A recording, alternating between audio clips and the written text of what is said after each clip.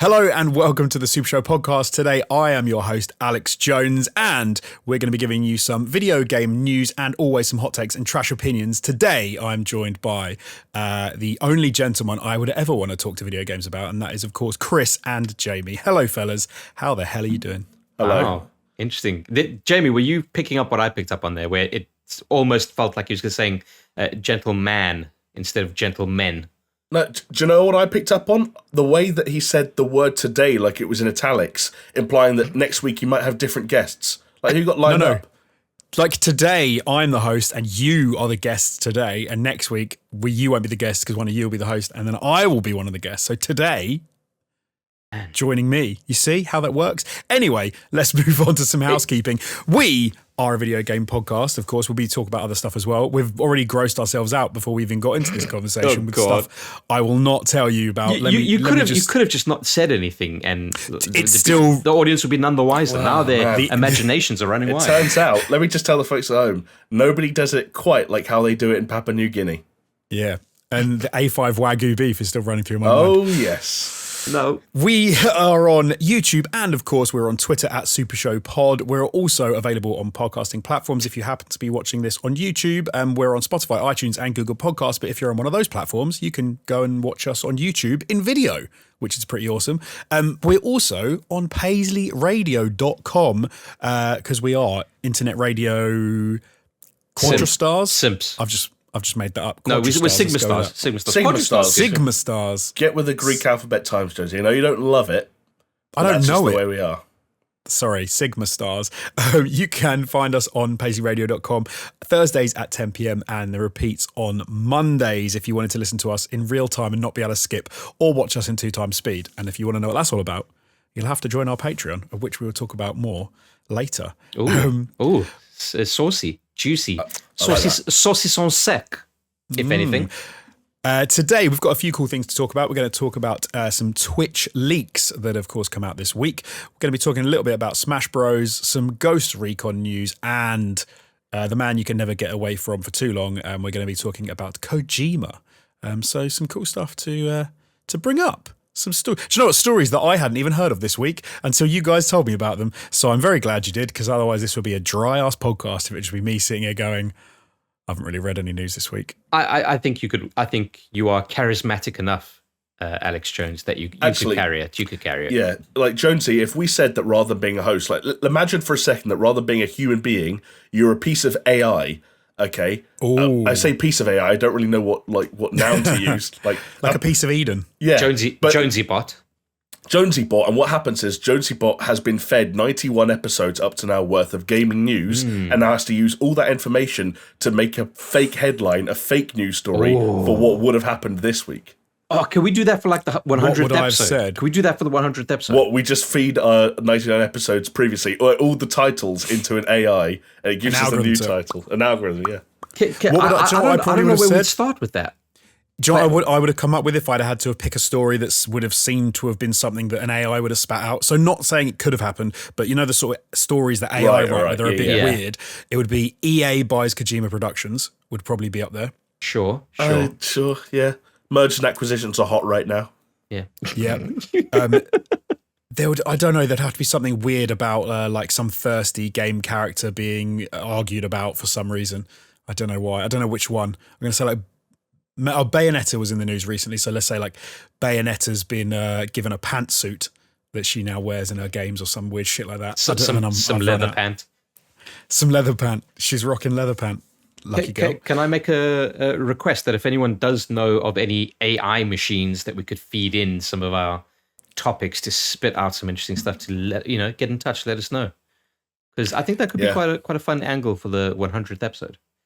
I feel like I get stung by those AI machines all the time, because I type in something into Google and it comes up with the exact heading that should answer the question, and I read the story and it just keeps telling me the question and the title again, and never answers it, and I'm like, this is a fake AI bot bullshit thing. And there's like 10 ads getting served to you every like 5 seconds. Yep.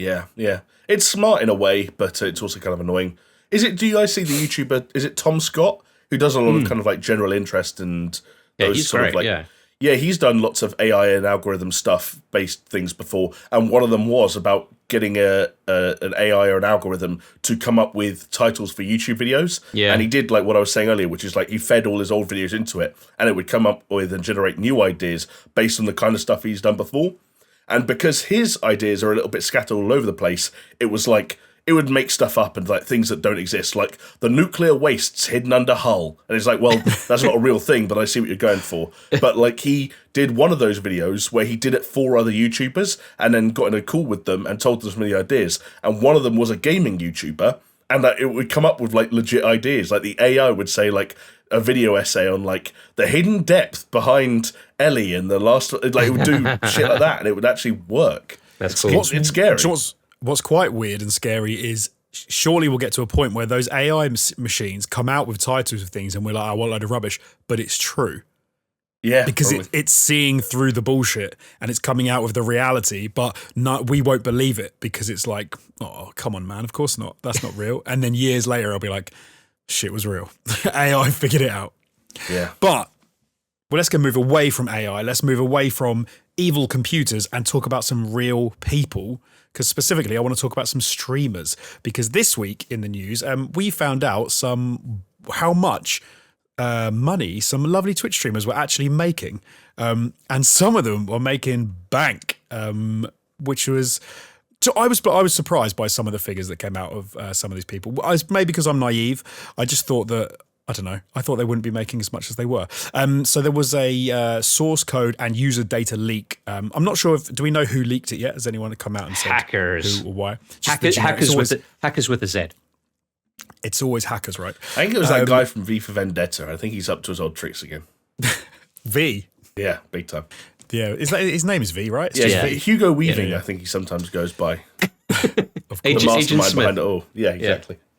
But I think some of the top streamers that are making some serious bank are Critical Role and XQC are up there. One of them that I did see, talking about not having seen many of these news stories this week myself, was that Hassan Piker, everyone's favourite, I don't know, communist, socialist streamer, game streamer, who used to be on, of course, TYT, that I used to watch a lot, was making about $210,000 a month from his streaming channel, which is he was very hefty amount of money. He was in the kind of top echelons of that, wasn't he? But I think for there. me, it was a case of like, while it was interesting to see kind of like what the top earners were earning, it was quite interesting to me to see the difference between the top earners and then let's say those in the, I don't even know, like 40 to 60 range, 40th to 60th place, how vastly different it was. And it's like, look, but this is that 1% rule, right? Which is that like 1% of,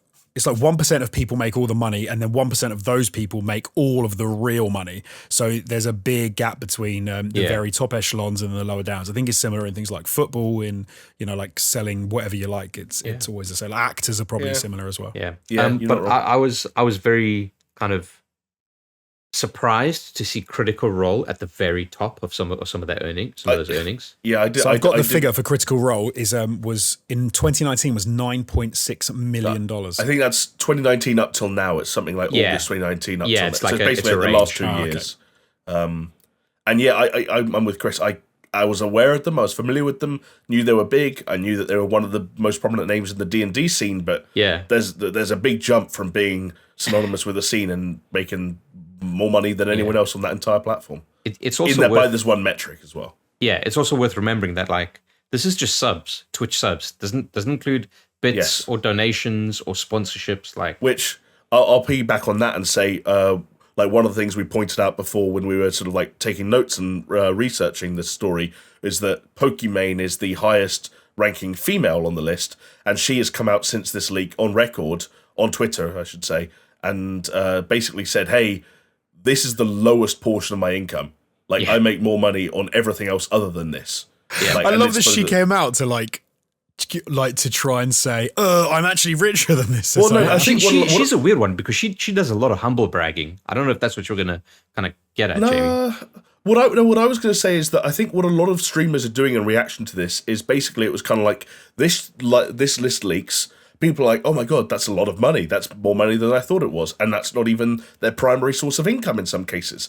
And a lot of the streamers have turned around and said, sorry, like, did you think we weren't rich? Like, what did you think we were doing? Like, hang on, you know that we make $2.50 or $3.50 from every single sub, and you know that we have tens of thousands of them. Like, where did you think the money was going? Simple mathematics. It's like so some streamers, I don't know if it's like humble bragging, I don't know what it is, but some streamers have come out and been like this isn't even like half of what we make. Like, what did you think was happening? Yeah. I should say there was also a quote posted to, of course, 4chan by the hacker or hackers who said the reason for the leak was to foster more disruption and competition in the online video streaming space, which they described as a disgusting, toxic cesspool. I mean, so that's nice. They're not wrong. What was interesting in this, and I forgot to put it in the notes, but a lot of like upcoming Twitch products were leaked as well, and one of them was being like competitors to other platforms, which is am I right in thinking there was a Steam competitor in there? Yeah, a Steam competitor, which is like interesting. It's interesting, yeah. But like, I don't know. It's very interesting. Okay, so a few things that I want to say about it is from the Pokimane kind of thing. I was surprised that she wasn't higher up in the rankings, just from maybe it's just the echo chamber that's just naturally occurred to kind of the stuff that kind of gets served to me. But her as a person gets put in front of me in terms of news articles a lot more than a lot of those other names. Yes. For whatever reason. And it's like, oh, I thought she would have been higher. Now, it's a little bit of a damning indictment, right? Because in some sense, the only reason she's probably put up there is because they're like, shit, we need a female streamer because we can't just have blokes, and so they go and get Pokey. Whereas actually, she should probably be making more money and be higher, like higher up to the top of the list, which is a little bit maybe unfair that despite the fact that she gets so much coverage and that she can't even, she still does very well, but she's still not right to the top of that list. It's also, I wonder if it's a case where, with talking about Pokimane, Chris, and kind of what you were talking about, how she seems like she's front and center a lot of the time in terms of like whether it's news articles or whatever it is. I was listening to some streamers talk about this leaked list and talk about how much people made through this one outlet and how much they could have made through other bits and pieces. And they were discussing who they thought were the highest paid streamers, like in total, when you consider all things. And one of the guys on there said that despite the fact that Ninja is 46th on this list for the last 2 years, which admittedly some of it that time was spent on Mixer, but they still thought that, like, for all intents and purposes, Ninja was the highest paid streamer in total, because some of the deals he gets and brand deals he gets and sponsorships he gets are still the highest of the highest, like your Adidas's and whatnot, because he's still the face of streaming to some people in suits who don't actually know what happens on Twitch. Ninja's still Ninja. So, those, and I wonder if Pokimane's one of those people where it's like the ranking and the viewers and the subscribers and the actual money being made through Twitch is what it is, but being Pokimane is something else entirely, right? Yeah, like the face of female streaming, essentially. Yeah, that's a good point. I was watching today, in fact, well, obviously, because it's like the leak happened, when was it, yesterday or the day before, at time of recording. I was watching Asmongold kind of discuss it. Yes. Now, he probably did all right. Yeah, I think he's in like the top 10, which is like really impressive. But no, Asmongold is number 14. It's like with 2.5 million since 2019. It's a cool figure. Cool figure. It's nice, easy to work with. He's an interesting character, I find. Like, I don't necessarily like him. But I do like him at the same time. It's hard to kind of explain. But that's so much like, before we started recording, before Jonesy joined the call, you were talking to me about how you feel about him and saying like you kind of don't like him, but you have to, and we record this thing together. We work together, and No, I get you.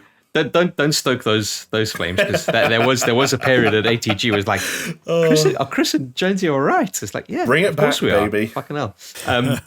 No, but one thing that I do like about Asmongold is he does kind of try to look at things very pragmatically, which I can respect. And what he is saying is like, obviously this leak is a bad thing any which way you slice it. But what he says is like, a lot of the times when people are subscribing to or like donating to top streamers, it's like, yeah, of course, they're a top streamer, but there's a relatability aspect to it. And And then he kind of delves into the case of like the reason why streamers don't like to divulge like their earnings is because it's almost like saying you don't want to expose the fact that you are in a completely different league to these people that are coming to you because they feel that you are relatable. So Right. It's this interesting kind of like, it's almost like a tug of war, right? Like, Right. Yeah. I relate to this person. He's basically like me, except he's just a little bit popular on Twitch. And hearing an actual number, it creates like a disconnect almost.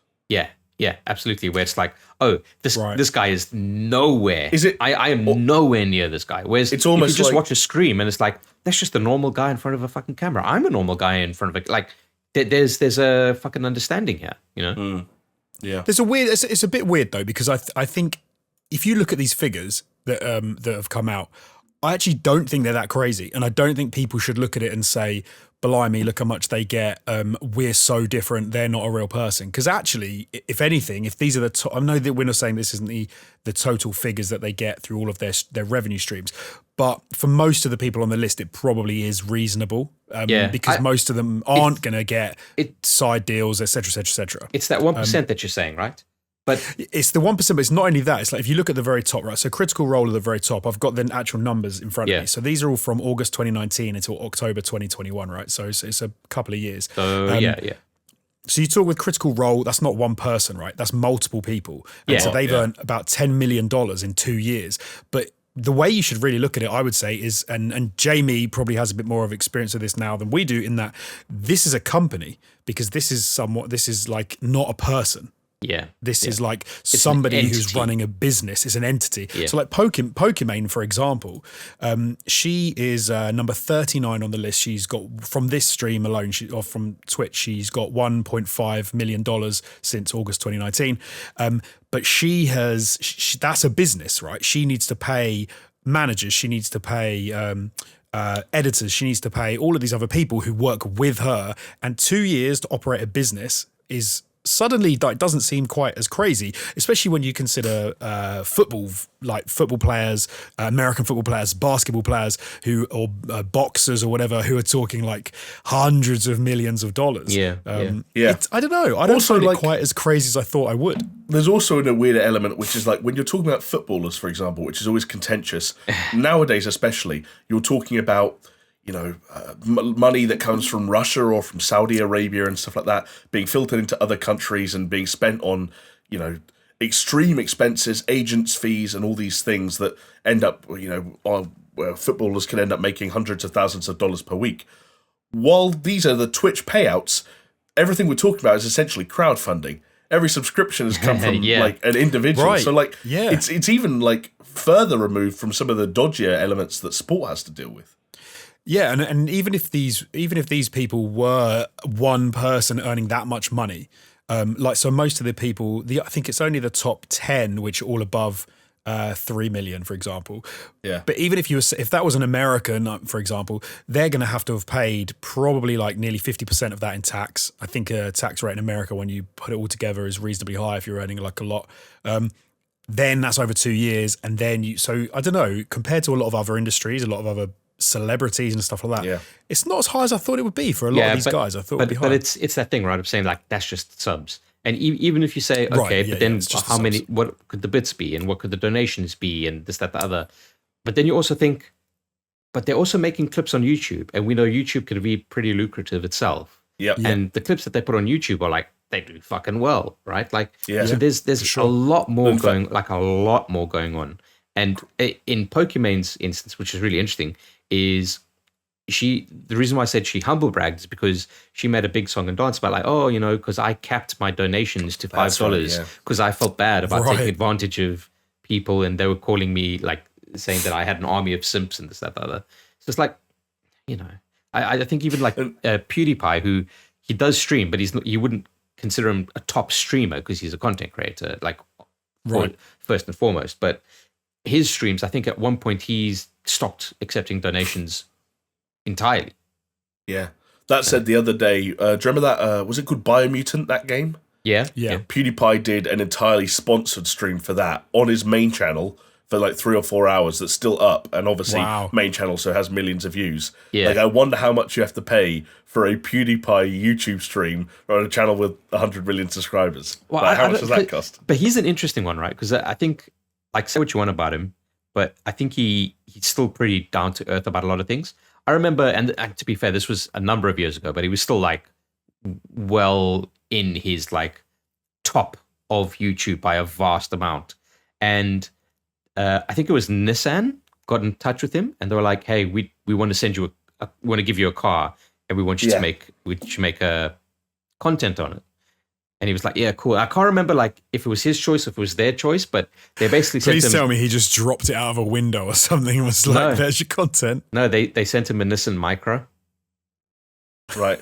which is like a small fucking city car, and it's just like Right. you think to yourself, they've got. It was quite funny, and I think in the video he even made a joke They about could, it. like, they could have sent him a GTR or something. Exactly, they could have Yeah. sent him a GTR, but and again, can't remember if it was him or it was a number of years ago. But either which way, it's like it's funny and you can respect that kind of a thing. That like even if it was them, they said, "Oh yeah, we're going to send you a car, but it's going to be a fucking Nissan Micra." Even for him to say, if it wasn't his idea, to say like, "Yeah, I'll do that," because it's funny. Yeah. You know, it's like There's almost no point in then sending me a GTR. I saw a clip the other day from I don't know if he's still around, Dan Bilzerian, where he was sort of saying Has he how- got cancelled yet? Or no, I no, don't but think he was his he lost money loads of was money. the issue, right? Yeah. They found out that he was like an employee of some company, and he Yes. was taking the card out and weird shit like that, and like They basically they were putting everything he did, or he had a car. I think he owned a business, and he just put everything on the business. And then the tax man came knocking and was like, "Dude, you can't just have this stuff. Like, you've got to pay tax." And they were like, "We don't have any money."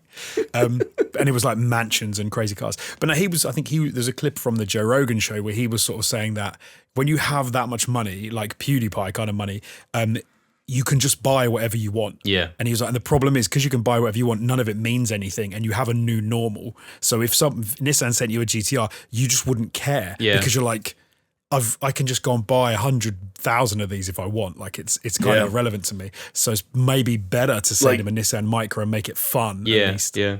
speaking about like the not caring thing, like I had one of those moments the other day where you're like, oh god, I forget what it's like for some people. Where have you guys know the Cold Ones channel? Yeah. Which is Max Right, Mofo yeah. and Yeah. anything for views, I think. Yeah, so they a lot of their videos are really cool. They have some really good ideas.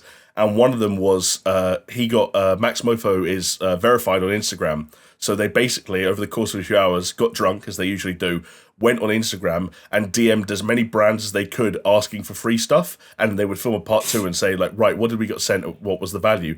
He opens up his DMs to DM Ubisoft to say, hey, send us some free stuff, and doesn't realise that all it is DMs that he's ignored from Ubisoft from years ago, being like, hey, we'd love to send you guys to Paris. Like, we'd love to. And I was like, oh my God, like, this guy just ignores DMs from Ubisoft when they want to send him abroad, all expenses paid to play video games. But that's the world, right? Yeah, it's But as- weird. That is weird because, as we know, though, when you go and do stuff with companies like that, they expect something back, and you can't go for free, and you've got to be a certain point. Like, and to be fair, not much bigger than we used to be, where you're probably getting too many offers than you can take on, so you then have to Certainly, be pick yeah. and choosy about who you're going to do. I mean, like, who you're going to do, what you're going to do, and where you're don't- going Or to who go. are you going to do?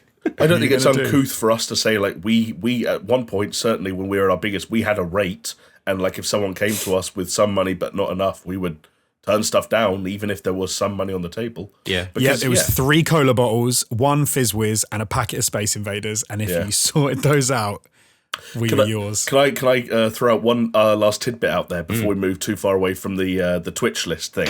I haven't seen it confirmed, and I could probably fact check harder, but I heard it mentioned, and I liked the idea of it enough that I thought I'd leave it there and not look further into it and ruin it. But the rumor is that number 11, who is currently listed as unknown with $2.8 million, is the main man, Dr. Disrespect.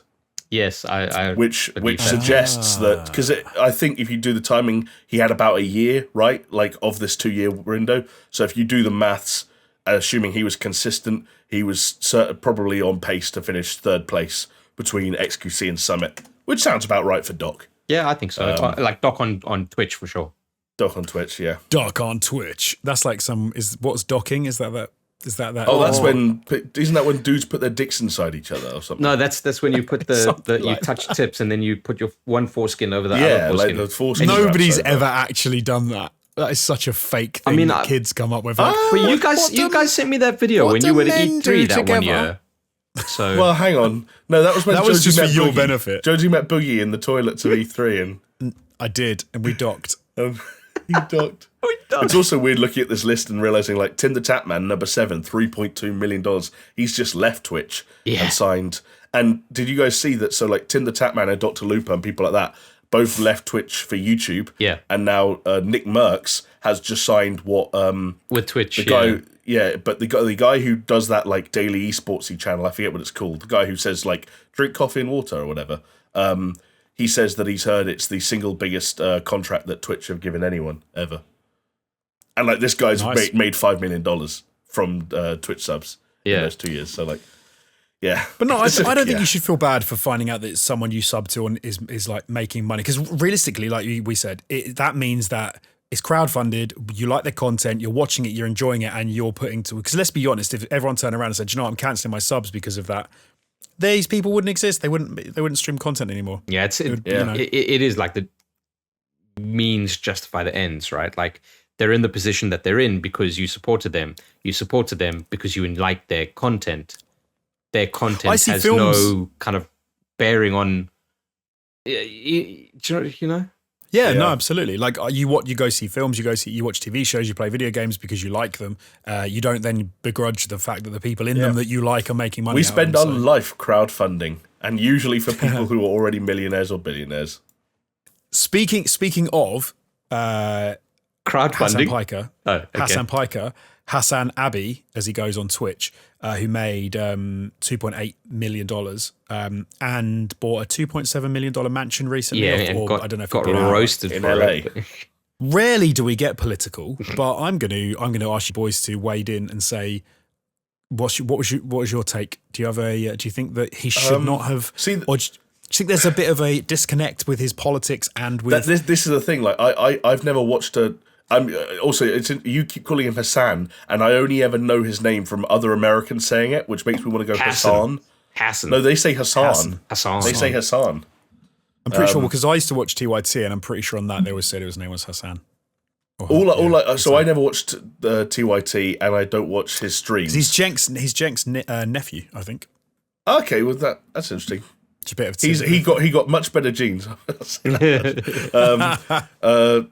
I don't know. So all it was for me, because again I don't know any of the political elements, was rich man buys expensive house. That was the headline that I read in translated. Right. And so I was like, suppose the idea is millionaire buys expensive like what? Well, because he's quite famously I don't know if he'd go as far as say communist, but he's like a socialist. So he's like, oh, we should tax the rich, and he's like I guess people see him as an AOC type. But does taxing the rich mean that he can't buy any? Like, what should he?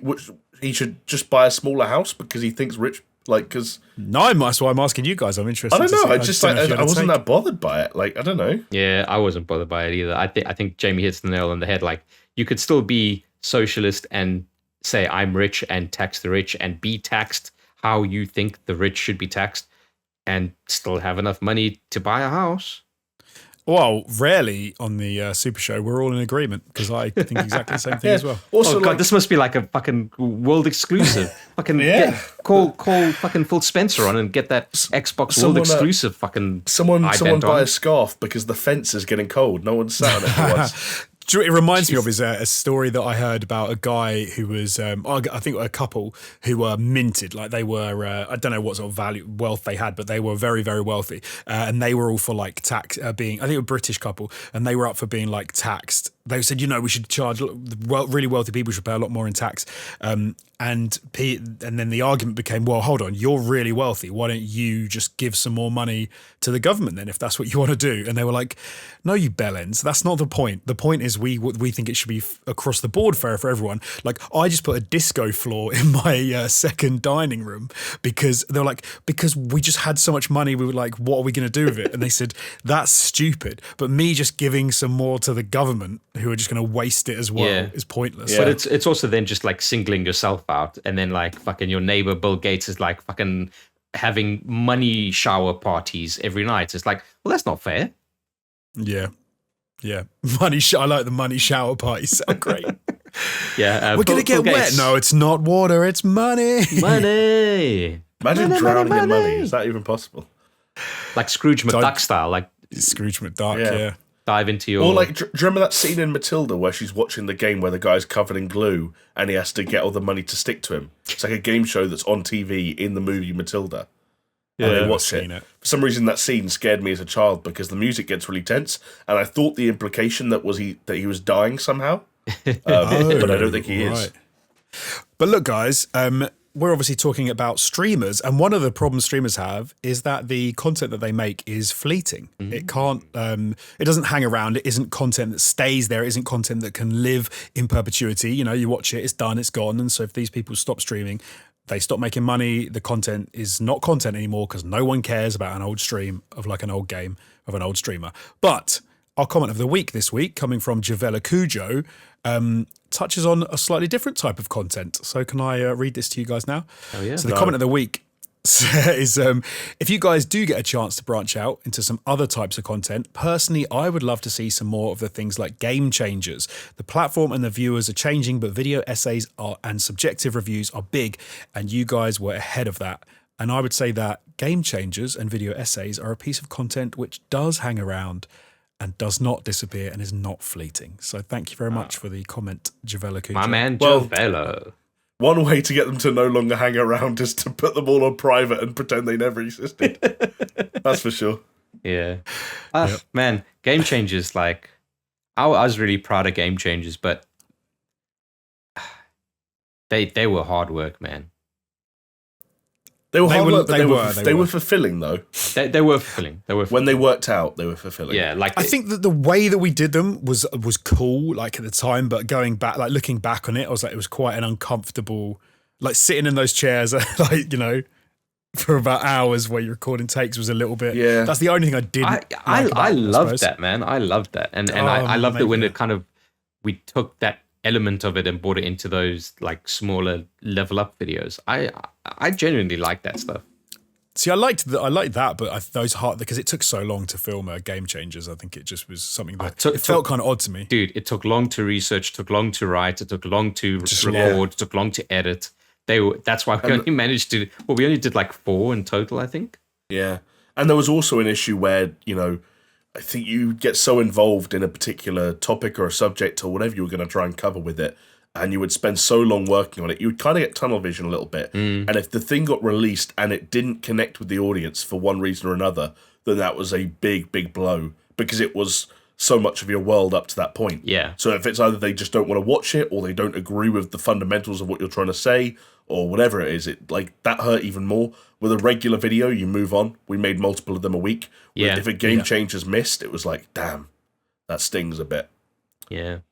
Yeah. There was a weird thing as well I think just through the nature of them, when they didn't do as many views, for whatever reason, like not so much like if people didn't like them, but just if they just didn't do as many views as we thought they would do.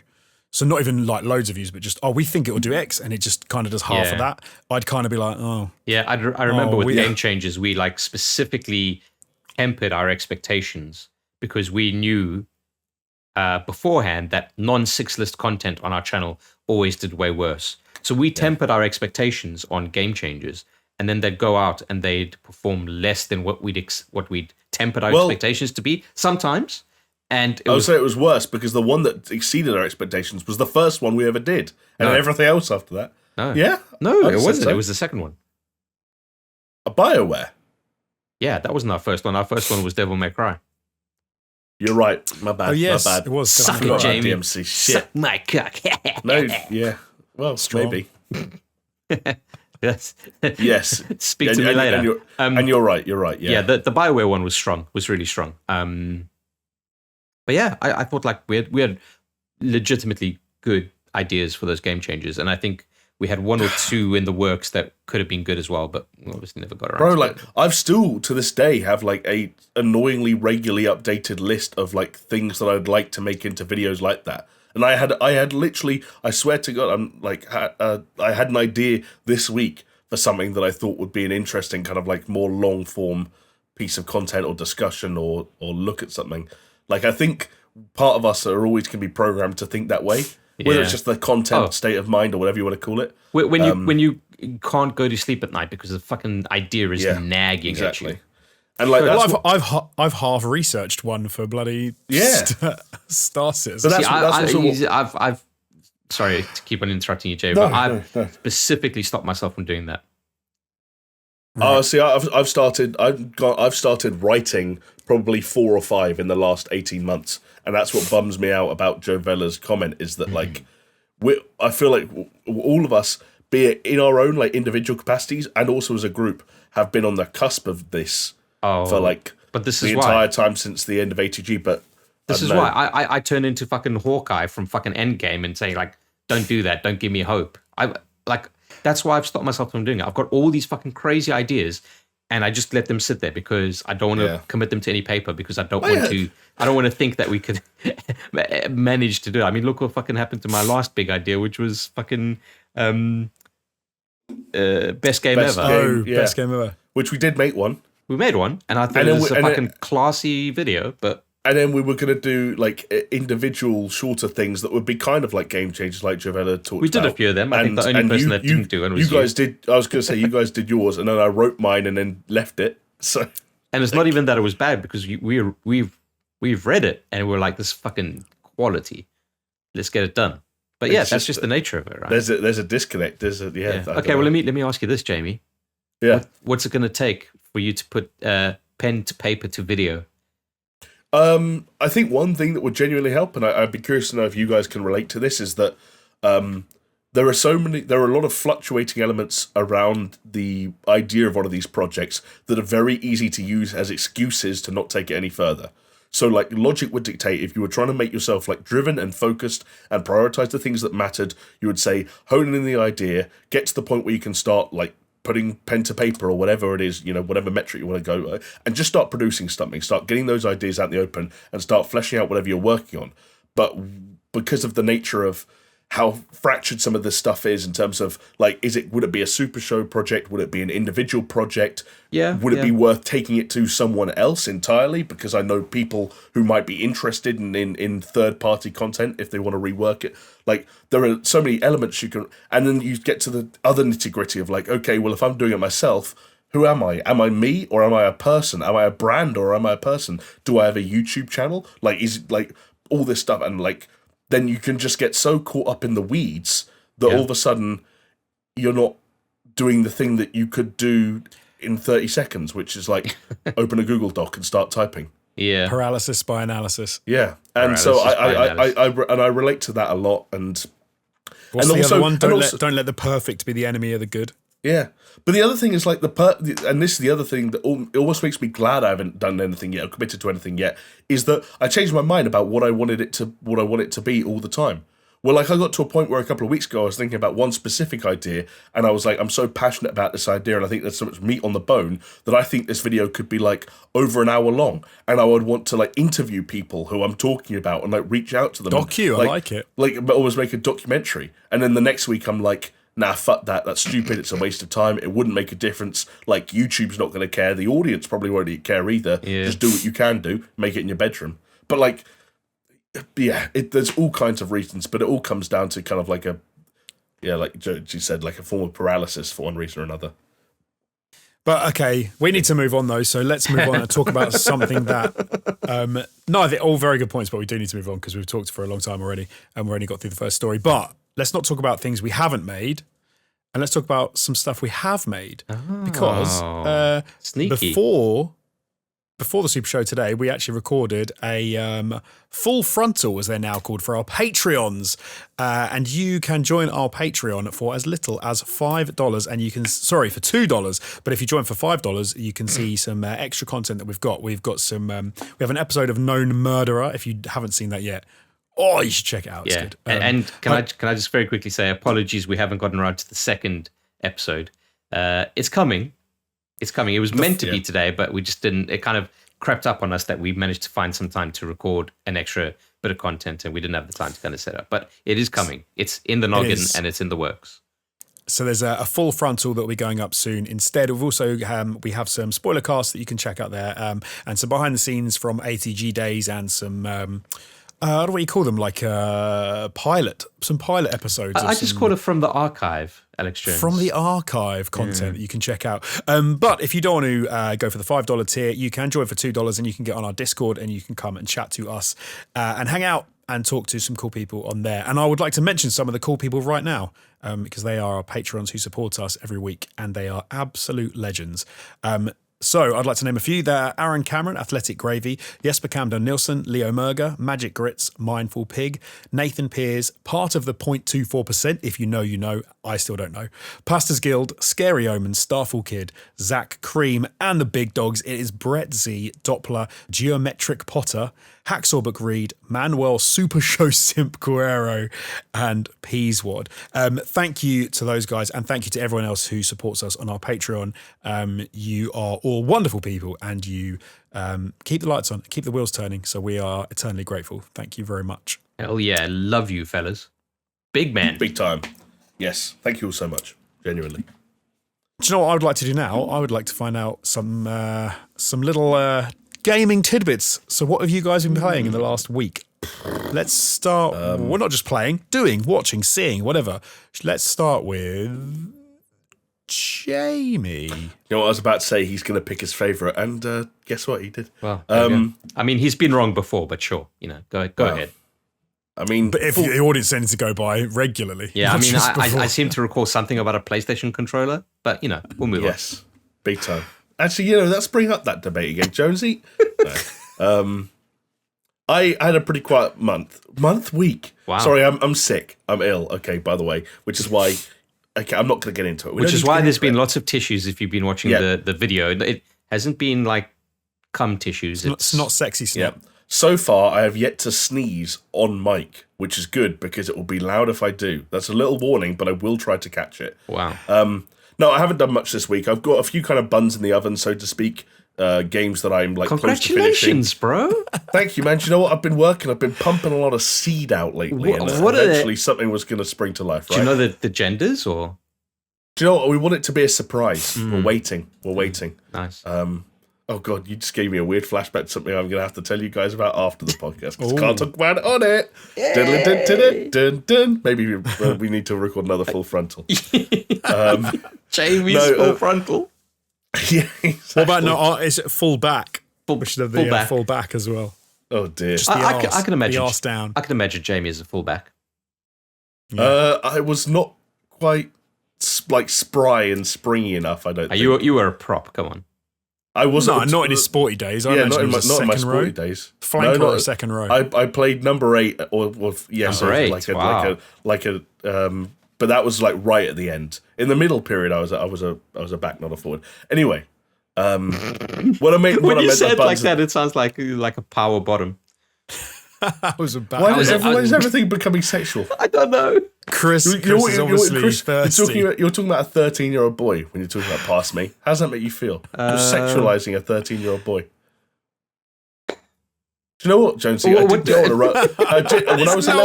I was 11, I did go on a rugby tour of South Africa, and I had this weird night where I blanked out, and I don't remember anything that happened. Like, Chris, you wouldn't met some 20-year-old man. What's our age difference? It was 2004. Yeah, is it 7 years, isn't there, between 7 years? Bit more. I'm 28. He's 36. Oh, shit. Yeah. So 9 years 9 difference. Years. Wow, so I would have been 20. Wow. Old enough to rape, as luck would have it. Jesus Christ. I didn't know whether to... I had a moment there where I was like, do you say that word? But like, in the context of talking about Chris, I think I'd get away. Oh, wow. Thanks. What were you... this is unfair. How about we just talk about Battlefield 2142 and move away from this topic? I'm going to sue you for defamation, slander. This is ridiculous. Sue me, mate. I don't know what they'll get out of me. I've got some tissues. I was about to say like dirty tissues, but then again, that I feel like I'm just keeping us trapped in this horrible innuendo. An unopened copy of Cyberpunk. Yes, very true. I'm saving it for a very important date. No, what I meant was that I've got a few games that I'm playing that maybe I think I'll come back to when I finish to kind of give a final verdict on. There's 2 games I think I'm close to finishing, but one game that's hot and fresh out the kitchen that I did play some of is Battlefield 2042, not 2142, which is interesting, Jonesy, because you made the exact same mistake that Steph made earlier tonight when he started his stream. Started calling it 2142. Did I just call it 2142? You did, yeah. Oh, that was a cracking game. Which is interesting because, not that far in the future, although still kind of futuristic because there are dogs running around with machine guns on their backs. And that's kind of cool. You know what? Like, there are big Battlefield fans out there. Like, Peaswad is obviously an example from our community of like a dude who's like big into Battlefield. Yeah, he's like the number 4 medic in NA or some shit. Like he's done some crazy shit. But I'm one of those people, and I don't know if either of you two can relate to this, where I'm not really sure if I'm a Battlefield fan or not. Like, sometimes I've liked it, and sometimes I haven't. And I've went into 2042 with an open mind, and also kind of hopeful that this will be the first Battlefield that I'm going into having fallen in love with Warzone, which completely changed my view on BRs, and I thought, bigger map, vehicular gameplay, like, this might work for me. And I've got to be honest, it's a beta. It's an older build of the game. Yep. It's one map. It's limited weapons and so on and so forth. I'm not in love with it. I think it does some stuff really well. I think visually, it's not that it's like a graphical, like it's not overwhelming in its level of detail, but there is like a sort of a cleanliness to the visuals in some of the situations that you're in that is kind of quite nice. And it offset very nicely with some of the more hectic elements, like when the weather kicks in and there are hurricanes and explosions and destruction. I've seen some absolute sick clips of that fucking hurricane. Exactly, yeah. And like maybe rather than cleanliness, because that feels like an oxymoron, maybe sharpness is like a better way of putting it. Like occasionally that game pops in a really nice way. Yeah. But there are also environments, like especially interiors and buildings, that look really flat and almost undetailed. Like them were missing a paint job, or they're just missing some like a bit of like a texture to rough them up and give them a bit of character. I don't know. So like Final Fantasy VII Remake's door with the PS2 textures. No, not even that. Like the textures are fine. The textures are sharp. It's just you just get this massive building in the middle of a war zone that all looks like this like really solid white color, and you're just like it feels like it should have more. It's hard to explain. Okay. It's the layers have been deselected on Photoshop. Like all the layers that you're adding up, right? Like the textures. I gotcha. It's put all base layers, baby. Yeah, exactly. As for like the gameplay, oh god, why sneeze now? Caught it. No, wait, I didn't. I said I would catch it and I didn't. I moved away. I tried my best. I don't know how loud that was. I'm really fucking sorry, people. I'm so sorry. Sorry, Jamie. Yeah. Rip earphone users, but yeah, I did move away from the mic, but I'm looking at my levels, and that's not pretty. Those are some pretty chunky bars. I was going to say, like, the gunplay felt okay. Again, the distance that most of the engagements take place at kind of makes it feel a little bit weird. You don't get as much hands-on time with the guns as you will do in sort of a more arcadey game like a Call of Duty. So it can be sometimes quite hard to place and get a feel for the weapons and range and recoil and all this stuff. And the other thing that I forgot about, that I said I'd be looking forward to because of BRs, is just like, the map is big. And if you're in the wrong place at the wrong time, it might take you a little while to find some action. And that action might end really quickly if you die. And they've got things to circumvent that, so now that you can call in vehicles from certain points. So you can still spawn in vehicles, like you could always do. But now you've literally got like an iPad that airdrops in like tanks or trucks to wherever you are. That was neat. That's a cool addition. But so is it it's not just a battle royale though, right? No, it's a Battlefield multiplayer game. So we were capturing points. Okay, right. I see. Okay. But it's just the beta at the moment is one very big map. Right. So it's like with vehicles on it, and again, like because I didn't really play Battlefield 1 or 5 that much, and I played a lot of BR since, it kind of like gave me that vibe for some reason. Oh, I see. Okay, but the gameplay, the moment-to-moment gameplay, and the objectives aren't battle royale oriented in any way. That was just sort of a touching point, I guess. Yeah. But I'm not really sure how I feel about it. I think the biggest issue I have right now is that by the time this game comes out, which at this point I think is still over a month away, will it have done enough to convince me that it is worth paying the full price of admission for a multiplayer-only title of this nature? And at the moment, I'm leaning towards no. which is not like an indictment of the game. It's more a representation of my relationship with the series, which has never been amazingly positive, and where I'm at right now with games in general, which is just like, there's a lot of games coming out. There's a lot of games I still need to play. £70, excuse me, for Battlefield multiplayer and no campaign. It's like, I don't know, boys. Yeah. I don't know. It doesn't appeal right now for some reason.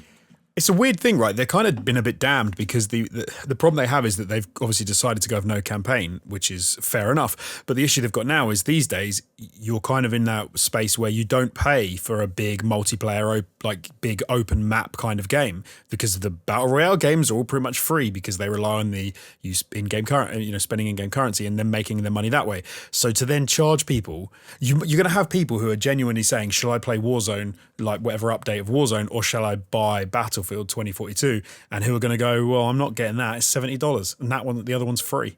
Yeah, which is a weird place for them to be in, I reckon. I think maybe it's far too early to say that it will go free to play in less than a year or something after release. But I wouldn't be surprised. I don't think it will. I don't think I could see it happening. I don't think the title itself will ever not be premium. I think they could think around free-to-play elements like Call of Duty has done in a sense. But I think Battlefield 2042 as a title will always be premium. Yeah. Maybe rather than not, maybe they're going free to play. There'll be some way that they subsidize the cost of the title by bringing other elements into it, so you're not paying £70. But to me, it's too much of a. It could be too much of a hindrance to players getting on board with it. It could be this thing where they, which is kind of like the more recent trend where they offer a portion of the game for free. So, for instance, it could be this map that they've got in the beta. It could be like, hey, you can download, maybe not at launch, okay, because they haven't indicated anything like this, but I could see it happening a little bit further down the line, where they're like, hey, you could get the Battlefield 2042 starter pack, and that's for free, and that's just the map that you have access to now, and nothing else. And then there's just a big button saying buy, and you can just unlock the rest like in an instant. I can see something like that happening. But don't you also feel that like by making it a full price game purely for a multiplayer experience, that it's almost like this like reality TV cooking show kind of thing, right? Like, so in the UK, we've got something called the Great British Bake Off. And whenever they do something there, they're like, everyone's got these flamboyant flavors, this, that, the other. And then there's always one person who's like, oh, I'm just going to make like a standard fucking chiffon cake that's like with strawberries. And the thing is like, okay, you're in a competition where you have to impress us as judges. So it's good that you're doing this like basic thing, but you need to nail each and every single aspect of this in order to progress.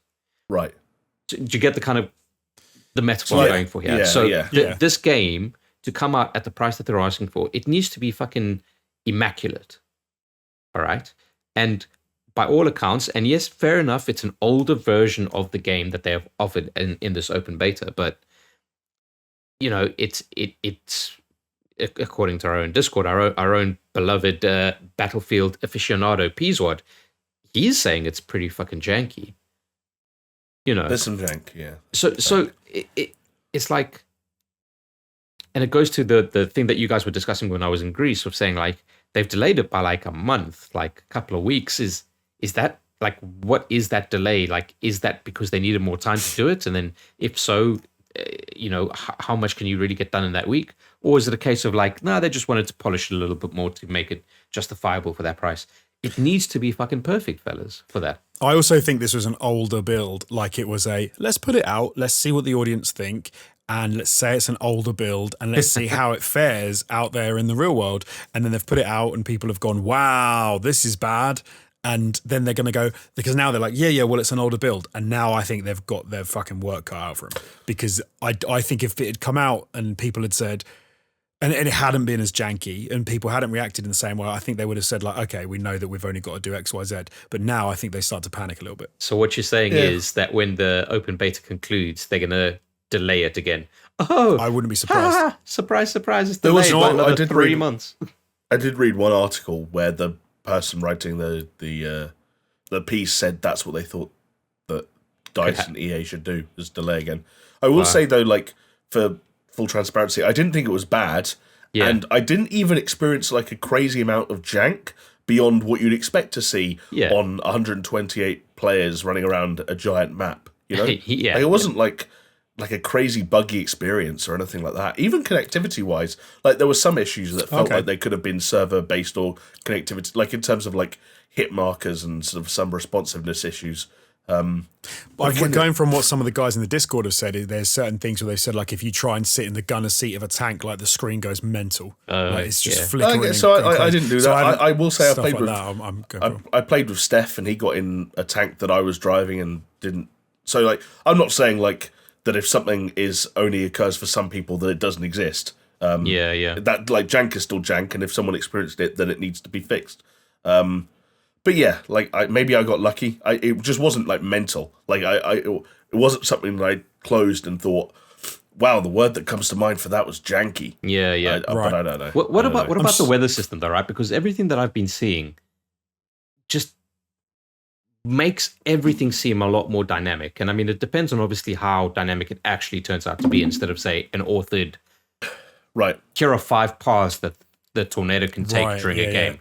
But if it is like properly dynamic, it I mean, it could be, excuse the word, but it could be a game changer. It was dynamic enough that it didn't happen for me in more matches than it did. Yeah. Like I had more matches with no hurricane than I did with a hurricane. Was it good when you did have it? It's exciting, like but then it was also exciting because it was the first time I'd encountered it, and you've got physics-based questions like what happens if I run into it, what happens if I drive into it, what happens if I open my wingsuit into it. Those are things you want to answer the first time you encounter a hurricane. I don't know what happens when those questions have been answered, and all of a sudden I'm just trying to play Battlefield. Yeah. Does it become more of a hindrance then? Like, I'm just trying to play my Battlefield. Hurricane? Yeah. Get the fuck out of here. There were, but there I'm were trying to think of a comparison, like, because there is a weird thing in games that they put in an element and they're like, oh yeah, this will be really cool, but then the reality of it is, in quite a short amount of time, it almost becomes the biggest issue with it, and people are like, I wish they'd just get rid of that. A stamina system in Diablo 2. Right. So I wonder if it is one of those elements where at the first it seems cool, but then after a little while, people say, just get this crap out of my game. Like, I just want to play a Battlefield game. Could be fucking cool though. We'll see, man. We'll see. It could be cool, and it will help create more of those quote unquote Battlefield moments. And largely because I was being a jackass when I was playing. Really? Yeah, believe it or not, Perish there the were some of thought. those moments where like we're intentionally spawning on skydivers and skyscrapers and base jumping off and opening our wingsuit and flying into people. And at one point, there's a transport vehicle that's kind of like a VTOL. You know, you could choose if the propulsion jets were pointing at the ground or forward and stuff like that. And people have gunners that are kind of aiming downwards from your VTOL. And I had 4 people in it all gunning off of it at once. And I accidentally turned it upside down and just blew us up. So it's like, you do still have those fun moments. Or like Steph got downed and I'm in a Jeep on the other side of the map and I'm like, you're going over hills and a jet flies over your head and they're shooting at you while the jet's going past. So there's boom, boom, boom, boom, boom along the floor and you're like, there aren't many other series that can do stuff like that. And you watch the trailer, the reveal trailer again, you're like, stuff like that does happen sometimes. And it's so unique to this series and that's so cool. But does it happen every time? Does it happen often enough to keep it interesting? Does it happen when you're sat there alone and none of your friends are online and you're playing Battlefield and it's a giant map and you're on the wrong side of it and you've just captured a point and all the enemies have stopped spawning there and you realise you've got to find a Jeep and there's a Jeep over there but someone got there just 10 seconds before you and started driving and you're trying to indicate to them, hey, stop and let me get in, but they don't. And you're like, well, now I've got to run a long time. And you're going to be playing Back 4 Blood on Games Pass because it's going to be free and it's a multiplayer game, and then it's a question of saying, if it turns out to be any good, which I think it will be, and then it's a question of like, I sit down and I say to my friends, I want to play a multiplayer game, and everyone's like Back 4 Blood, and it's like, oh, I wanted to play Battlefield, but okay, let's play Back 4 Blood. Do you know what I'm saying? You know what I'm saying? Yes. You know what I'm saying? Plus we're so bad at playing multiplayer games anyway that like if we wanted to play Battlefield and even if all of us bought it, I legit think we'd manage to play with each other once or twice before it kind of like collapsed into itself. Chris, do you know how many times I've played Aliens Fireteam Elite since I spent £35 on Aliens Fireteam Elite? Once. Yeah. We're gonna play it again. It was on a very busy I tried to weekend organise a last session last week, and you told me you were preparing a cake, and then 4.5 hours later you cancelled. week. No, I said I probably wouldn't be able to. No, I didn't. Actually, let me just say congratulations for getting your son the biggest cake in the country. Because that's the only reason I can think of it. 4.5 What do you hours. mean? Like I said, I don't think I'll be able to because I've got to sort out birthday stuff. No, and you make said a like cake we'll for the see. kid. You said like maybe. I've got to You know what? Yeah. You know what the That tragedy? doesn't mean that I didn't cancel. I literally said I don't know if I'll be able to. We'll see. Well, I've okay, got a to better do way this of shit. saying not 4.5 hours to cancel, 4.5 hours to confirm that you weren't going to be there, so I could turn my computer off and play PlayStation with people who are there for me. Jesus Christ! You know what the tragedy of it is? Is how often do I actually get to organize a multiplayer play session myself? Hardly ever, right? Go on. Right. Oh right, I know what you're going to say. And this week, I reached out, fellas, and I was like, "Hey, let's play games." I sent you guys a WhatsApp message on the group. Just so happened to have sent it and had the time trying to organize it on a Monday, the Black Monday for Facebook users, where fucking all of Facebook services were down. And I'm like, oh yeah, they're not going to respond because this message hasn't been delivered. Everything is broken. And then I sent Jamie an SMS, and then he called me a weirdo. Well, because I didn't know things were down. I was like, why the fuck am I getting a text message? Like, I knew Chris was old, but this is... Yeah, funny, and then man. as soon as I got that reply, I was like, you know what, I'm not even going to SMS anyone else because I just can't take this brutality. Oh, That's boys, actually, great. keep your windows open next week, so I'm going to invite you to a Warzone session via Pigeon Courier. Keep your windows. I was working with what I had, you arsehole. But anyway. I don't find that weird. Someone said to me the other day, like, what are we going to do? What would we do if WhatsApp disappeared? And I was like, use messages. And they were like, oh, you weirdo. But it's that thing, right? It's basically the same thing. But it's that thing because I don't ever call anyone unless I message them first and say, "Can I call you?" Because it just feels rude these days, right?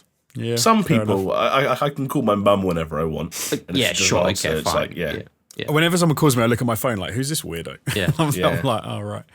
No, okay. my foot is like, it's either the police or the debt collectors, and then I look at who it is, and it's like, oh, okay, it's neither. I'm safe. Yeah, I'm not talking to them. Chris, what have you been playing/doing this week? Well, not playing multiplayer games with you guys. Put that out there. I've had a very slow week as well this week in terms of gaming because it's the start of the month, and I always travel up to Manchester for work, so don't usually get to do a lot of stuff there. I usually play the world's longest demo, Dragon Quest. I didn't this time because I thought, you know what, I want to catch up on some podcasts, which is exactly what I did. I caught up on some podcasts on the train, and I was very happy to do so. Hopefully not ours. That would be a bit weird.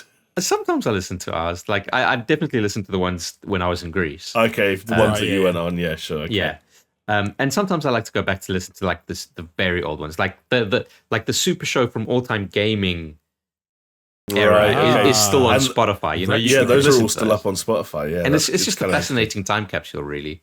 You know? Yeah, listening to the episode where Steph called us players, couple of players, just sitting here with a couple of players. But so that day that I messaged you guys because I wanted to play some multiplayer, we were either going to play like some Apex or Splitgate, yeah. But that didn't obviously materialize. So I just played a fuck ton of Hades well into the night. Hell yeah. Longer than I probably should have played it. And yeah, fucking great game. On your Switch? No, on my work laptop. Oh, on your laptop, okay. Yeah. Nice. Yeah, it's a fucking great game, isn't it? Totally. One of the best games of last year, some would say. Some might say. Yeah. But like there's other games, like I mentioned last week that I really wanted to play Death's Door. Right, and I thought it was on Games Pass, but it's not on Games Pass. It's an Xbox and PC exclusive, but it's still full price. And I don't know what's happened to me this month, but it's like what as of today, it's the 8th, 7th, and 8th of the month, and I've got like £40 left to my name for the rest of the month, so they're probably not going to be playing Death's Door. Big spender. Jesus. Not big spender, probably like small earner. Damn. That thing. But anyway, and it's tax stuff coming up soon, right? Yeah. No. No, that's April. That's like in April, isn't it? No. No, you have to have paid it by January. By January, yeah. Oh, right, yeah. We've got a few months. We've got a few months yet. Yeah, But panicked. if you do it in panicked. October, you can do a payment on account. So remember. Well, so I know I panicked because you have to have registered by October to pay by January, and I got them mixed up. So like I was last minute, I was doing all this paperwork, like because it's my first time, and then I was I'm okay. So I've got 2 more months to pretend that I'm saving up enough, and then I'll cry. Jesus, it hasn't even fucking entered my mind. But there you go. Yeah, at least you're paying tax the good old fashioned way now, right? Yeah, yeah. Which is some relief at least. Yeah. So just played Hades. One thing I do want to talk about though, which is obviously not gaming related, because I try and throw in some movies and series every now and then. I've started Squid Game, which is the never heard of it. Yeah, exactly. It's the South Korean Netflix phenomenon. And it's unreal, right? Like have you watched some of it? No, not the show, like the phenomenon. I just think it's like, to be honest, I think people are so fucking tired of their lives that they just latch onto anything that is a semblance of being okay. Do you know what's funny though? Because I've watched a couple of episodes. If you just said to me, "This is going to be big," I would have gone, "Yeah, of course it is." Like it exactly hits all the notes you need to hit for something to be big. Yeah, no, I agree with you, and I like it. I enjoy it. I do think that this is going to sound really harsh, and I would not say this of a lot of content that's out there that is of an international flavor, but I think an American adaptation of this could be pretty good as well. And the reason why I said is because at one point I'm like, okay, Squid Game is a show. Yeah. Squid Game is a show where the episodes do not need to be 56 minutes long. Sorry, but that's fucking the truth. See, right. It's interesting because I would say, although I've only watched 2 episodes, but I feel like it's one of those where the pacing seems to work quite well. So I wouldn't necessarily say you could, but I get what you're saying. An hour does seem kind of mad for what you get in each episode. It's what you said. Like, or no, Jamie said about like say, let's for instance, Love Island. It's not Love Island, but it's a case of where like if you distill the story, if you get like the crib notes and the bullet points of what happens in the story, that can happen in 20 minutes. And you could say, add in another 15 minutes for emotional timing. It's not equal to 55 minutes, fellas. But then the other thing that I find like really, so I'm about halfway through, and it's a for what people say about the actual like story and the plot line, it's very good, it's very clever, and it's quite subversive, and I enjoy it. I will say though that it's something about like, God, I don't want to sound like ignorant here, but a lot of like Korean stuff that I see, like I'm watching Squid Game and the main actors are like on point and they're acting really well, but then as soon as you get to like a secondary character, it's almost like a pantomime of what a South Korean person should be, right? And it's weird because it's coming from a South Korean production, and it's obviously a cultural thing that I just kind of find a little bit strange, but it's very much they're like, 아세요? It's like, dude, this is kind of weird. But you see, you heard me say that, and you were thinking that's kind of weird. Yeah. No, but it's just also weird how I kind of know what you. I felt like I knew what you meant until you did the impression. Well, basically, like because. Yeah, I don't know. No, but it gets into like, honestly, it gets into like pantomime. But clearly, over like, the top. We're getting to the point now where South Korean music is the biggest music in the world. True. South Korean movies win the Oscar for Best Picture. Yeah, South Korean electronics is in everyone's house. And South Korean television is the most watched show, well, soon to be probably the next most watched show in Netflix history. Yeah. So they're doing something right, whether it's pantomime or not. We clearly relate to it. Do you know what's funny? Also, South Korean food, legit. Yeah. Give me some bibimbap. Jonesy and I ate South Korean food like fucking 2 weeks ago. Nice. You were in Greece, Chris, I think. Yeah, you were eating South Korean food. No, Greek food. That was and that was really good, to be fair. So yeah. But I get what you mean about the American remake. Like when you said it, I was a bit like, really? Would you need that? It's not something that I would say often, for sure.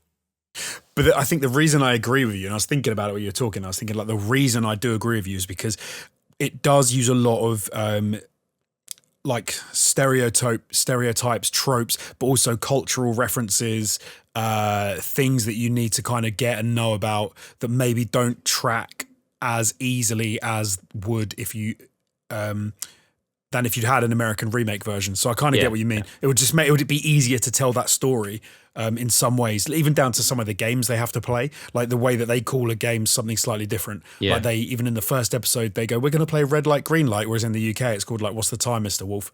Yeah. I don't know what it's called in America. And so you're like, what's red light, green light? And then it takes you an extra minute to go, oh, red light, green light is this. But then I found myself being like, because in case people haven't heard of Squid Game, I mean, I'm sure there aren't many people out there, but in case you're one of the people, Squid Game is it's like it's kind of like a reality show thing, but where people end up playing games, kids games where they can actually die. But if they play the games and win, they end up getting a portion of a load of money, and they're people that need money, so that they kind of have. Yeah, to they're all in like extreme levels of debt, right? Yeah. And so that was another thing that I did was a little wonky, was they were like, how much debt are you in? I'm in 10 billion won worth of debt. And you're like, well, how much is that? And they're like, if you win this game, you win 85 billion trillion won. I'm like, I'm so confused with the numbers now. I don't know how much debt. Like, could you work for 1 week and earn 1 won? Or is it like 1 billion won for 10 minutes work? I've got no idea. Yeah. So yeah, those sorts of things would track easier if there was an adaptation. Plus, it worked out so well for Old Boy. I can 100% see why they'd want to go down that road again, right? Yeah. Bring back Spike. Let's make another Spike Lee joint, right? Guys, you with me? Yeah. I'm fascinated, and I do want to watch it. And I think it's weird though, because I haven't seen the content, so I can't speak to the quality. But I do feel, Chris, to pick up on one thing you said earlier, this feels bigger than just a phenomenon that's people latching onto something that's half decent. Like when you look at like some of the news stories that have emerged as a result of just how all-encompassing this thing has been, it's kind of mad. Yeah. Like, yeah. like the actress, I don't know which character she plays, but the young female actress. Like, do you see what happened like to her numbers and stuff like that? No. So on social media, I don't know which social media it is, but she went from, I've got it here. Went from 400,000 followers to over 13 million in 3 weeks. Wow. And now Louis Vuitton have just announced her as the new global ambassador for fashion, watches, and jewelry. Yeah, like that moves fast, right? That moves really quick. Yeah. In South Korea, the popularity of Squid Game led to a surge in network traffic, which caused SK Broadband to file a lawsuit against Netflix, seeking monetary damages to pay for increased broadband usage and maintenance costs associated with the program. South Korean broadband companies are suing Netflix because of how popular it is. Yeah, and also, that's a lovely thing to get sued for, Variety did an article about Squid Game Halloween costumes because Vans slip-on shoes have spiked by 7,800%. I love it because that's the sort of thing where it's like before they sold 1 pair and now they've sold 7,000, which is still not great. But it's amazing. I'm just fascinated by the virality. Is that a word? That's a great word. Yeah, virality. Of it all. Yeah. Like it is when something like this comes along, it is kind of cool. Yeah, it is fascinating because it's almost like you kind of think, oh, people are hungry for that kind of thing, and it just takes this like perfect storm to kind of something to come out that kind of hits all of these points. Like if there's a checklist, it's like, yeah, it's this, and it's this. At this time, is it a bit political? Does it deal with things people are annoyed about at the moment? Is it bloodthirsty? Is it like easy to appreciate and understand because it's based around like certain other things? Is it kind of new and you haven't seen it before and it's like, yeah, it works? I'm just looking at her Wikipedia page now. Jung Ho Yeon, she's called. Yeah. So according to Wikipedia, she is the most followed Korean actress on Instagram, with the aforementioned 13 million followers. Her filmography: 1, Squid Game. She was a model before. That is that to go from none to.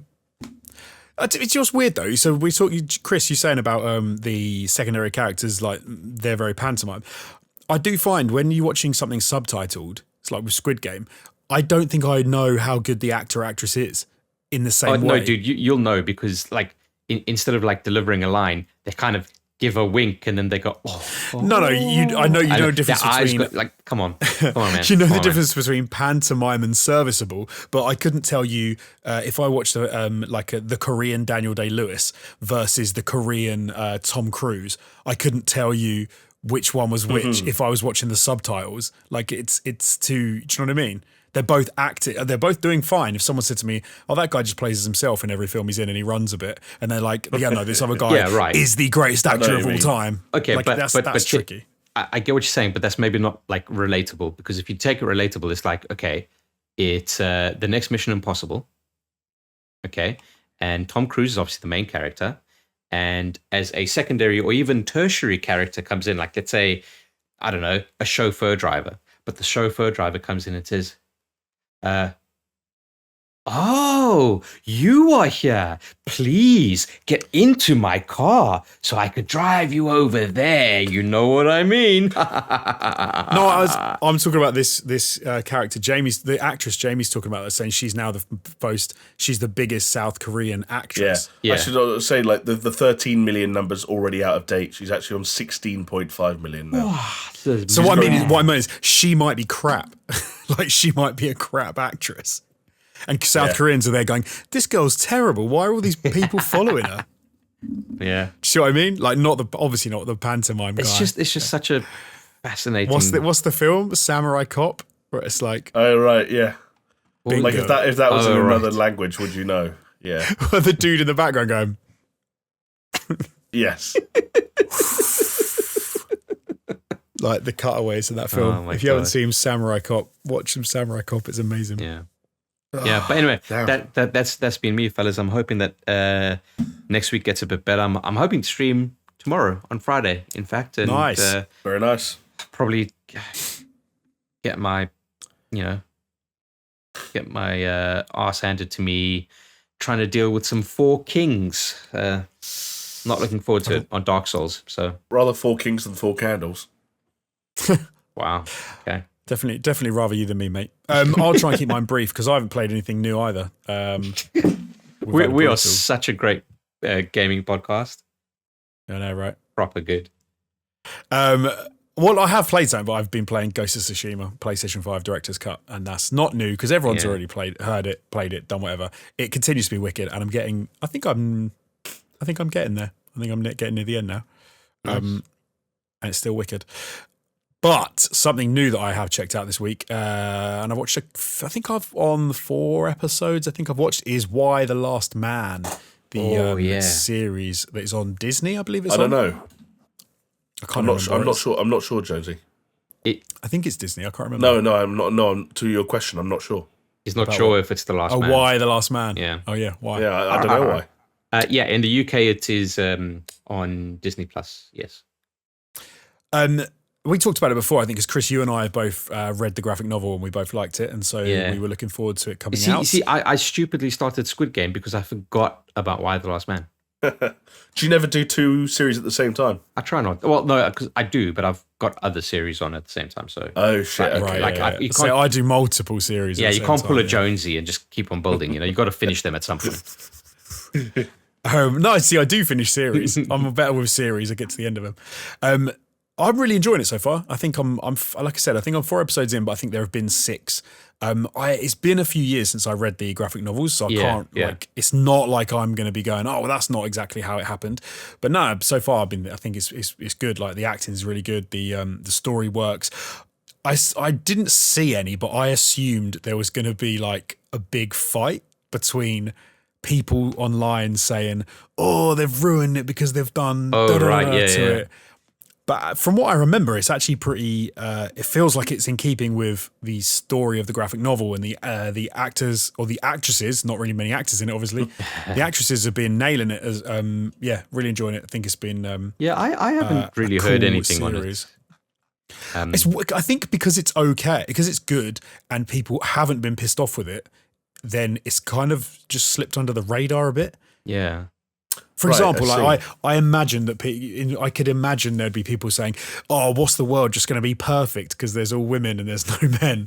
But of course, it's not like that at all. It's like post-apocalyptic and it's kind of crazy, and it deals with some modern issues in some cool ways as well. Like it includes the idea of trans characters and stuff. Like one of the main characters, and then they deal with the idea of like, I've got to get testosterone, and then women in the world are like, "What the fuck? You're a dude," and then she's like, I am a dude, but I was a woman. So they deal with some interesting topics in interesting ways. They don't shy away from it. But no, I've been enjoying it, man. I think it's cool. Just FYI, Why the Last Man on Rotten Tomatoes, 73% tomato meter and 71% audience score. That's good. It's that's not bad. It's regardless of the score, it's good when there's a consensus between the two, right? Right. Jonesy, is it all out so you can binge watch it, or is it week by week? No, it's week by week. Yeah. Do you think that? Sorry, do you think that affects like the hype? Like, do you think if this was something that came out was binge watchable and people could get it all seen and done in one weekend and then start waxing lyrical about it, do you think that would have a more potent impact on hype, or do you not? I don't know. Not on hype. I think what you might see if you have that is people that did want to hate on it or people that did want to love on it in equal respect. I think those people would just binge it and then get online to have to shout about it in one way or the other, like to give it a 10 or give it a 1. Maybe they're waiting for it to like finish up what they like. But see, I think they're the sorts of people who do that. We know what those sorts of people are like. Then they don't really care one way or the other. They just want to prove their point or whatever. I think those people which can't be asked and they won't wait and they won't watch it week by week. And by the time it is all out and they could binge it, it'll be too late and no one will give a shit what their opinion is anyway. So I think you're probably actually getting a reasonable impression of what people who want to watch it and fans of it are actually thinking. Like, it's the main character. I do like the what's her name? Who's the actress? Ashley Romans, which is like which plays Agent 355. You remember? Yeah, from the thing. Like she's wicked. Like they've done a really good job of I think her casting and how she comes across is cool. Yorick is done really well as well. Like the actor who plays him is really good because he's a dick, but it works. Because Yorick was a bit of a dick in the graphic novels as well. There's the right element of like, why, you twat, have you done that? Which is great, but it's the right amount of it. It's not too far down that route yet. I like it where you're just frustrated with him. Because obviously being the last man, they've got to be like, well, how can you've got to have weird interactions and there are certain things that could happen, and he goes off and he goes through the world with Agent 355 and he just gets into stupid scrapes and like people realise he's a bloke because he just is an idiot. Man, I can't wait to start it. Honestly, I can't wait. I love the graphic novel. It's some of the stuff I'm not sure how they're going to deal with some of it. Because it does jump around a bit, the graphic novel. Like it tells different stories from different perspectives and different people, if I remember rightly. And they've done a bit of that, but I'd interested to see how that all develops. So I will keep you posted. Alrighty. And that is it for the catch up. I kind of feel like we need a wind down sting, like. There you go. You just gave it to us. Thank you, Chris. There you go. Right, so let's move on to some more news stories. And I always love to talk about Super Smash Bros. So let's talk about the fact that Sora, is that how you pronounce it? Sora, am I saying that right? Yeah. From Kingdom Hearts is the final character in the Super Smash Bros. Ultimate roster. I'm sure everyone is excited, not excited, cares, doesn't care. Such a divisive thing when you get a new Smash Bros character. Like, do people really give a shit? But of course, the weird thing was this didn't come out in the recent Nintendo Direct, which everyone was expecting it would come out. Yeah. And it was only talked about. I think it was it today or was it yesterday that actually dropped? It was on Tuesday. So there was a. Oh God, was it Mr. Sakurai Presents? So they did a live stream where the game director came out and actually talked about Sakurai, I think. Yeah. Sakurai being the last character. So how do we know this is the last character? Have they said this is the They've said it's the last character. Yeah. And because they do it in packs, and each DLC pack is a certain number of characters, so they don't really have. This was like the last of. This is the last character of the pack, and I think they said it was the last pack as well. But who knows? Seems like money can change anything, fellas. You know. Yeah, pay enough to get you in there, Jonesy. You can tell I'm a massive fan of Super Smash Bros. Ultimate. Can't tell.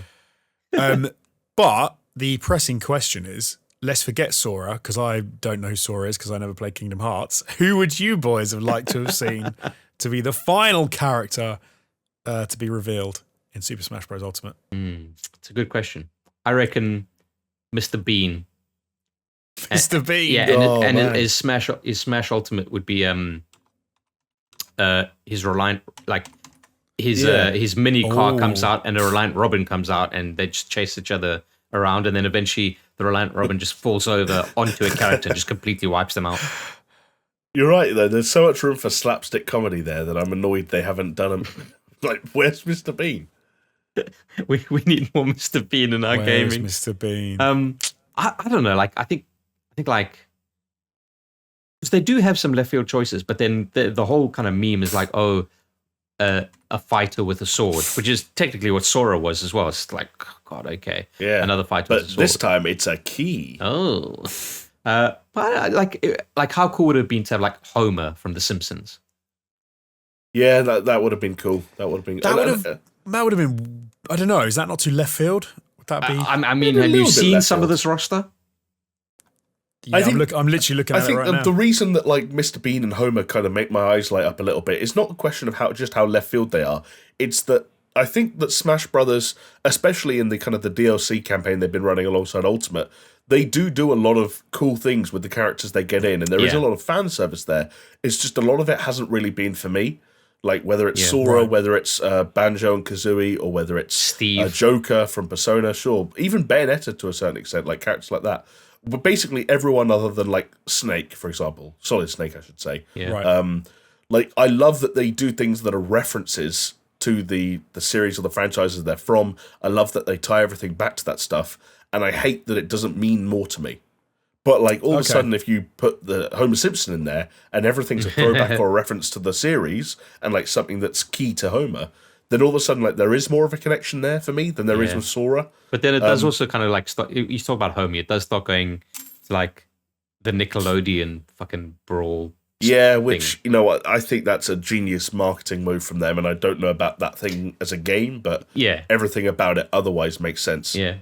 I will say, though, that fair play to them on the Sora thing, because as much as I don't know the ins and outs of it, watching that stream, it was clear to see that they're obviously immensely proud that they've got this deal over the line. Yeah. I don't know who, but someone at Square Enix was not willing to pull their finger out for a long time in letting Sora go. Yeah. I don't know why they were so precious about it all, but I think there are probably a lot of people who are waiting for this and weren't sure it would ever happen, and I'm chuffed for them.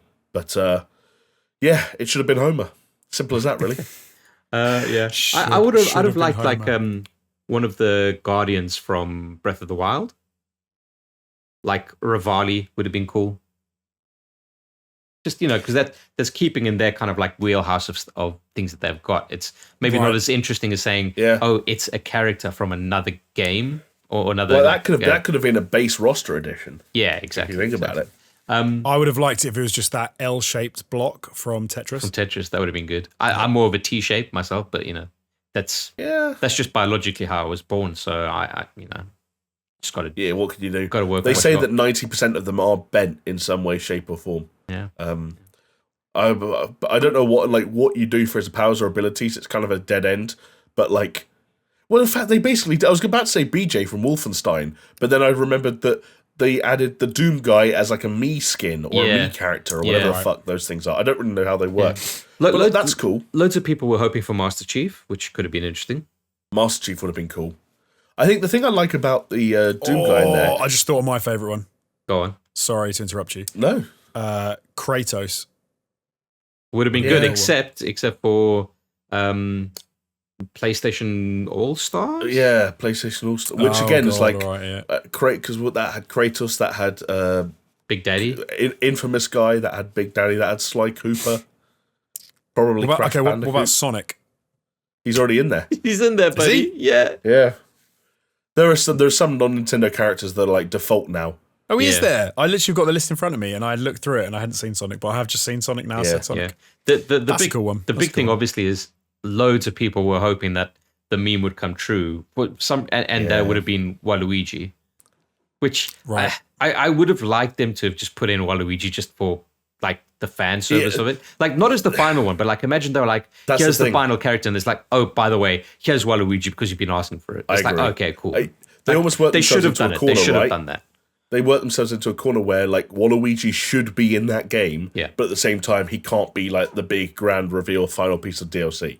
But Nintendo never do fan service. You should know that's never going to happen with Nintendo. Nintendo only do fan service. The whole company don't. The whole company is fan service. The company's built on fan service. No, they don't. They do stuff that their fans like, but they never do anything when people kick off and say, this should happen. That doesn't happen. Oh, well, that's because they're Japanese and they don't listen to the public because they know best. That's what I meant by fan service. Yeah. But no, when it comes to manipulating the fact that we are fans of franchises and using that to their advantage to get us to spend hundreds of dollars on things we shouldn't buy because we recognise one of the characters in it, that's all they do. Yeah, that's. I almost think they do something smarter, which is they tell you this person's coming to something like Smash, and everyone loses their mind and goes, "I'm so excited," and then people turn around and go, "Why are you excited?" And like, I don't know. It's because they're a new character in Smash. That's pretty much every single character pack that they've released, where everyone loses their fucking collective minds, and it's like, it's Duck Hunt. Oh my god, I love Duck Hunt. No, Duck Hunt is base, dude. So right, fair enough. Big time. Okay, well, should we move on to another news story? Have we thrashed out? Well, there's not talking about hunting. Good Will Hunting too. You can do some hunting of your own in Ghost Recon Frontline. I guess to some degree. What is it called? Like the greatest? No, that's something game, isn't it? You can hunt in it basically. No, you can assassinate people. You can sneak around and hunt. There you go. It is the greatest game, Jamie. The greatest. Yeah, but in my head I thought it was the greatest hunt, which it's not. And then I was going to tie that into Jonesy saying that like if a PvP shooter was a hunt, they could be the greatest hunt because that's what man is. Is it the deadliest? The deadliest game. Is it the deadliest game? Deadliest game. What is the deadliest game? The deadliest game is like the novel about the guy that pays someone to let him like hunt him. Yeah. The most dangerous game. Most dangerous game. Wow. Yeah. And there we were talking about the greatest hunt. That's a very different proposition. But yeah, the most dangerous game, a book by Richard Connell in 1924. Yeah, it's one of those books, and the other one is called like, I'm going to butcher this as well, but it's called like Heart of the Jungle or something like that. Oh, Heart of Darkness. Heart of Darkness. Yeah, one of those books that's about something so open-ended that every piece of like narrative that ever happened for like the next 50 decades was some way related to it, so they could use it as a reference and be like, yeah it's partially inspired by Heart of Darkness. It means, well, that just means like someone dies. You can say if someone dies, you can say it's inspired by Heart of Darkness. Someone chases someone, it's inspired by the most dangerous game. So I love that. Well, moving on from the most dangerous... Spec Ops: The Line, it's basically just a video game adaptation of Heart of Darkness. I mean, it is, but you know. Yeah. To be fair, Jamie is not wrong because Ghost Recon Frontline has gone a bit the dangerous game because they are effectively making a free-to-play battle royale game, which fans are not overly keen on. They've also done everything they can do to not say it's a battle royale game, despite it in fact being a battle royale game. So yeah, what are your guys' thoughts on this? I mean, I think it looks fine. I mean, it's free to play, so it's like you could try it and you might like it. The gunplay looks fun enough. I think it is weird that it is kind of weird that they never explicitly called it a battle royale, but they're like, oh, it's 100 players, and you know. But I think it's 102 player matches, 3 players in each team, and it's a first person as well. But yeah, but they haven't called it battle royale. But they've also said there are non battle royale modes within Frontline as well. Yeah, and I think even the battle royale thing is like there are win conditions where you don't have to be the last team standing. So you can gather intel across the island and then get enough intel and then do an extraction. So in that way, it's and then when you do the extraction, it's very noisy and everyone's alerted to your presence. So in that way, it's kind of like the dark zones from The Division. Yes, yeah, very much. It does sound very much like that. Which that broadened out, put in a bigger map with more players. It does kind of sound cool. Yeah, like nothing wrong with it. But this is the issue that I have with every battle royale that kind of comes out, where they try and really fuck with the formula. It never pans out. right? Yeah. The popular battle royales are the ones that kind of stick to the formula and have slight variations on the periphery. Right. Until at least they get a good audience, and then they start adding in more and more kind of crazy ideas. Kind of like what you were saying earlier with your Great British Bake Off comparison. Like, start with the fundamentals, but do them as well as you possibly can. Yeah, so that's what I'm kind of like concerned about in terms of this game. It's like, are they just trying to put in too many different things just to be different, and so that they're not a battle royale, but they are better? I don't know. But like I said, it's free to play. Thank God they didn't go the fucking X-Defiant route of like, oh, it's a tactical mosh pit. Hang on a second, because now like we're getting into the weird stuff of like, I'm actually a little bit surprised that you're giving this game more of a pass than X-Defiant. Because I feel like now we're getting to the point where X-Defiant is probably just getting more criticism because it's easy to meme on that punk rock mosh pit sensibility. And because it's bright and it's colourful and it's loud and it's a little bit sort of, maybe you could say, out of touch.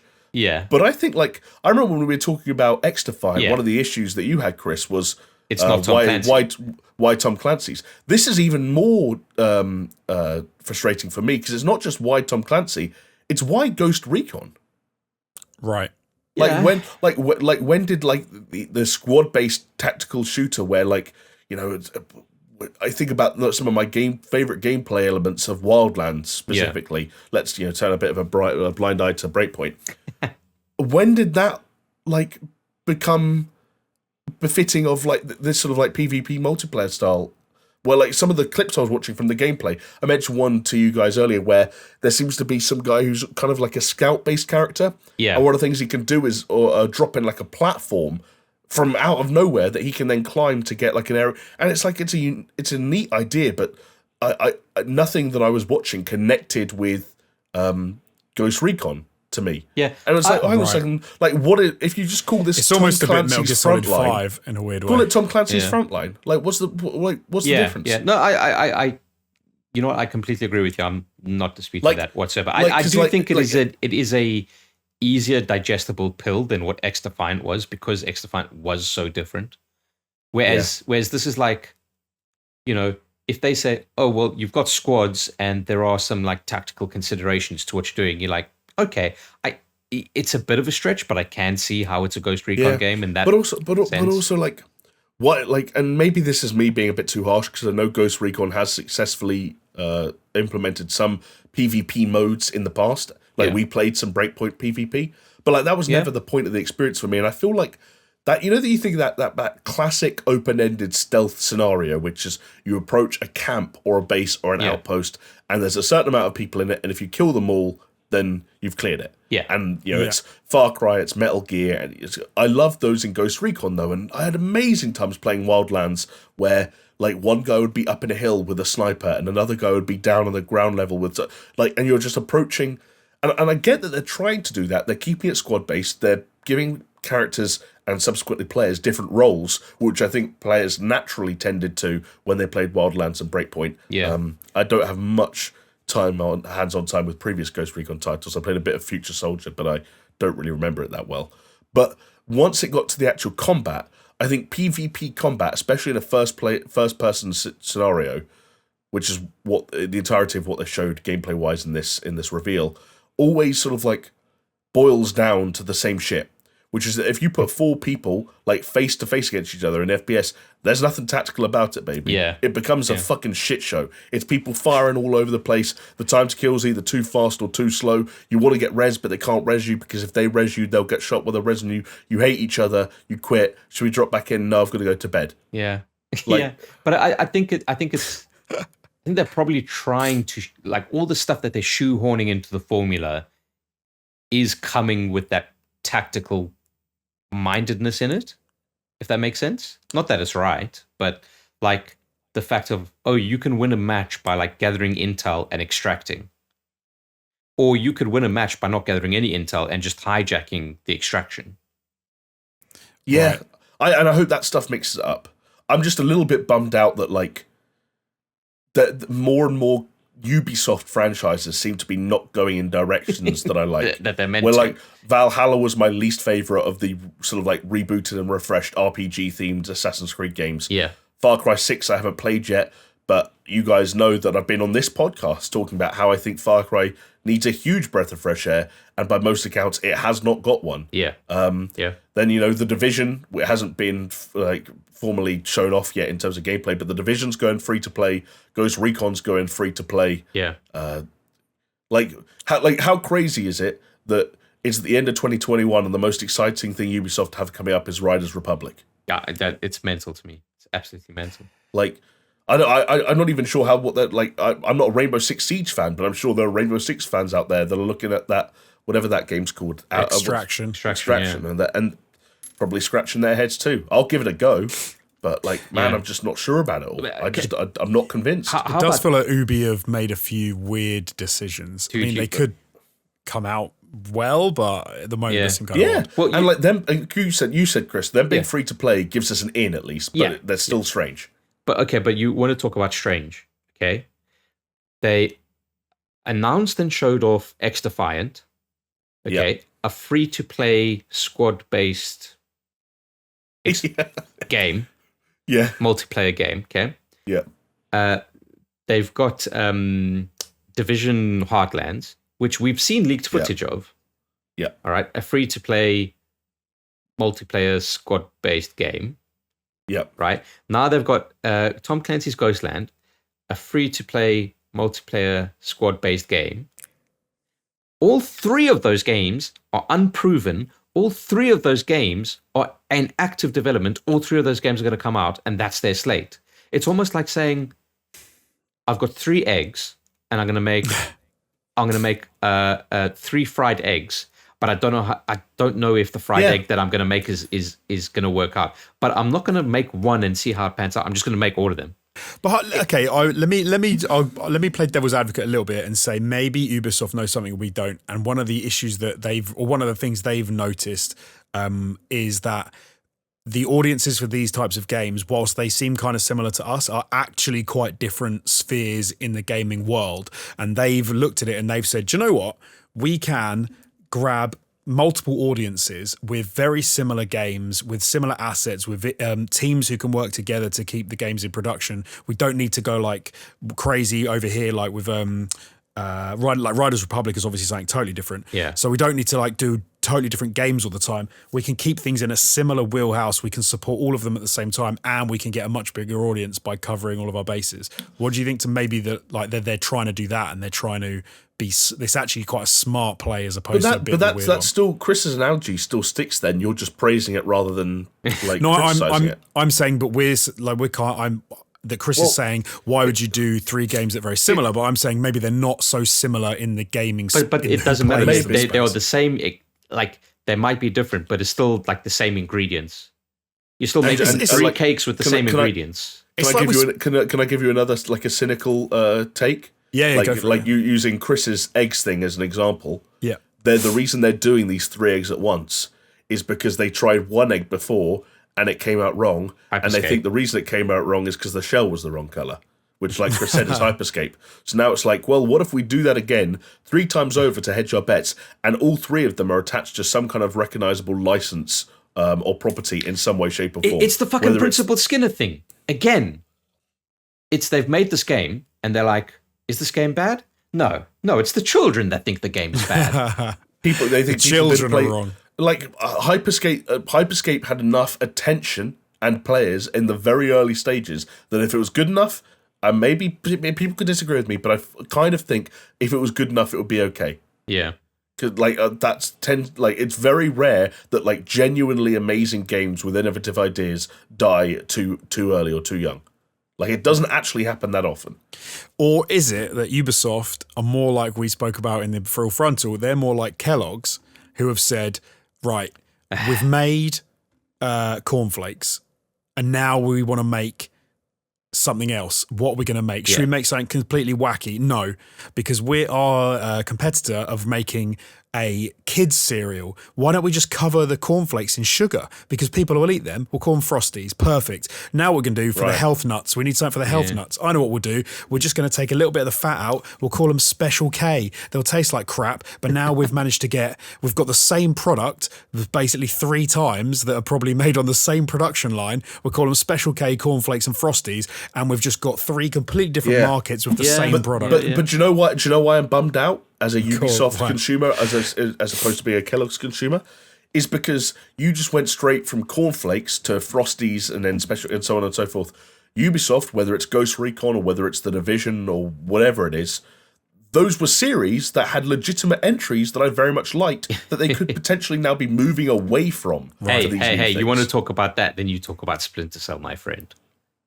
Also, honestly, the fact that I know they've stuck it into some mobile games, but I actually have a little bit of respect for them that they are somewhat protecting the sanctity of the Splinter Cell name. True. Coming next year, they're not putting out a free-to-play squad-based multiplayer game. Free-to-play squad-based Splinter Cell game. Anything they've revealed so far, whether it's Frontline or X-Defiant, they could have put the Splinter Cell title on there and tweaked the art style a little bit. They legitimately could have, and they haven't. So, I don't know.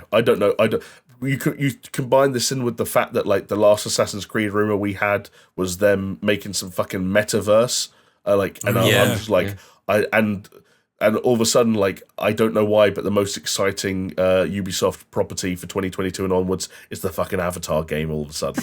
And now I'm crying myself to sleep.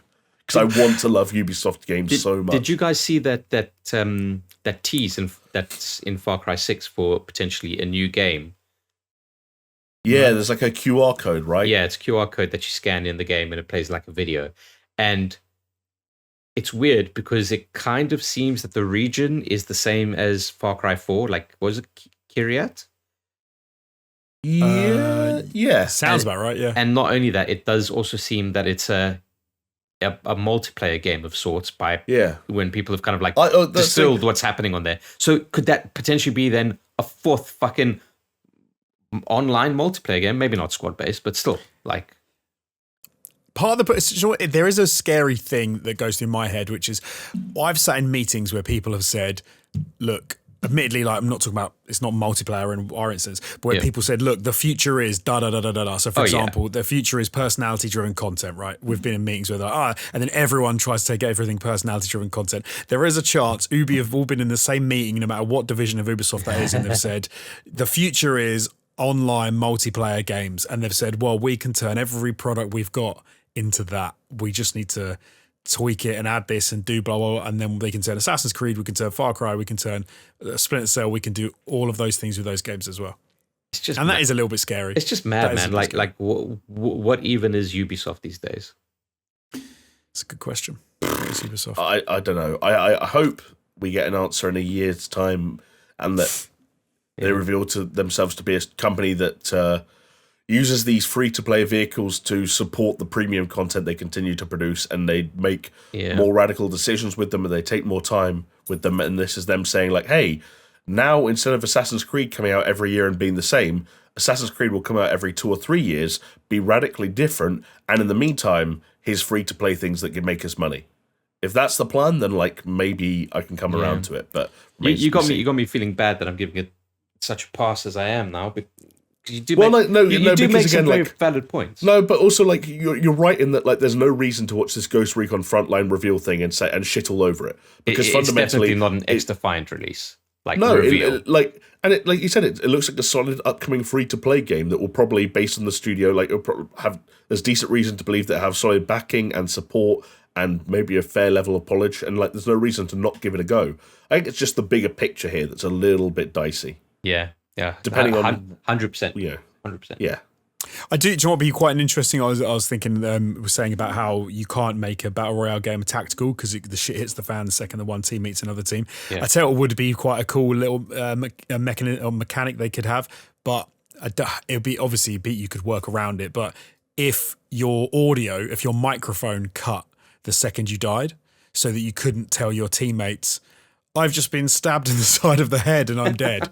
So, because we haven't seen a battle royale game. Yeah, but then people just use Discord anyway. So how are you gonna?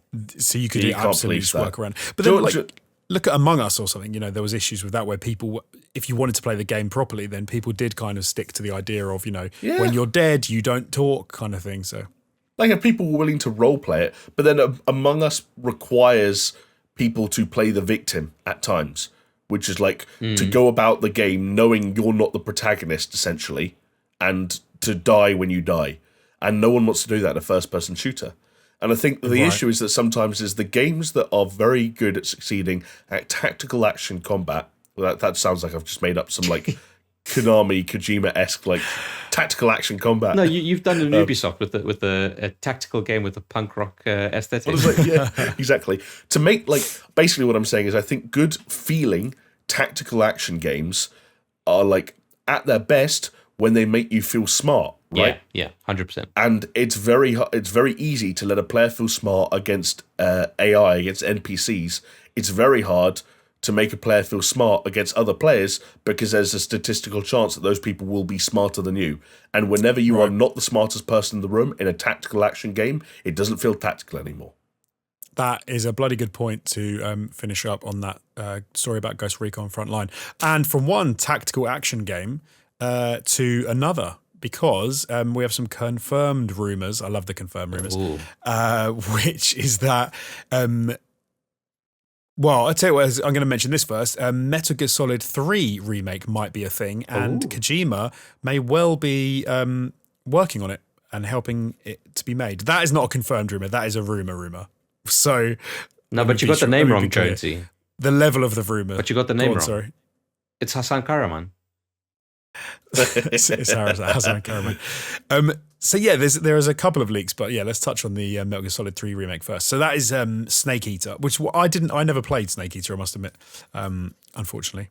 It was on PSP, it was on 3DS. Yeah, I forgot about the fucking 3DS. It was on quite a lot of platforms. I downloaded the demo of the 3DS port of Snake Eater, and I was like, I don't want to play this game like this.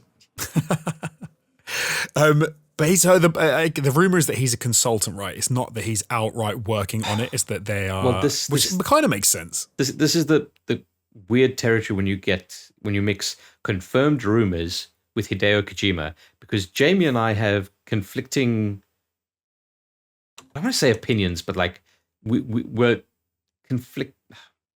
I don't know how to put it. Like we see things that have come out of this as a little bit different. So yeah.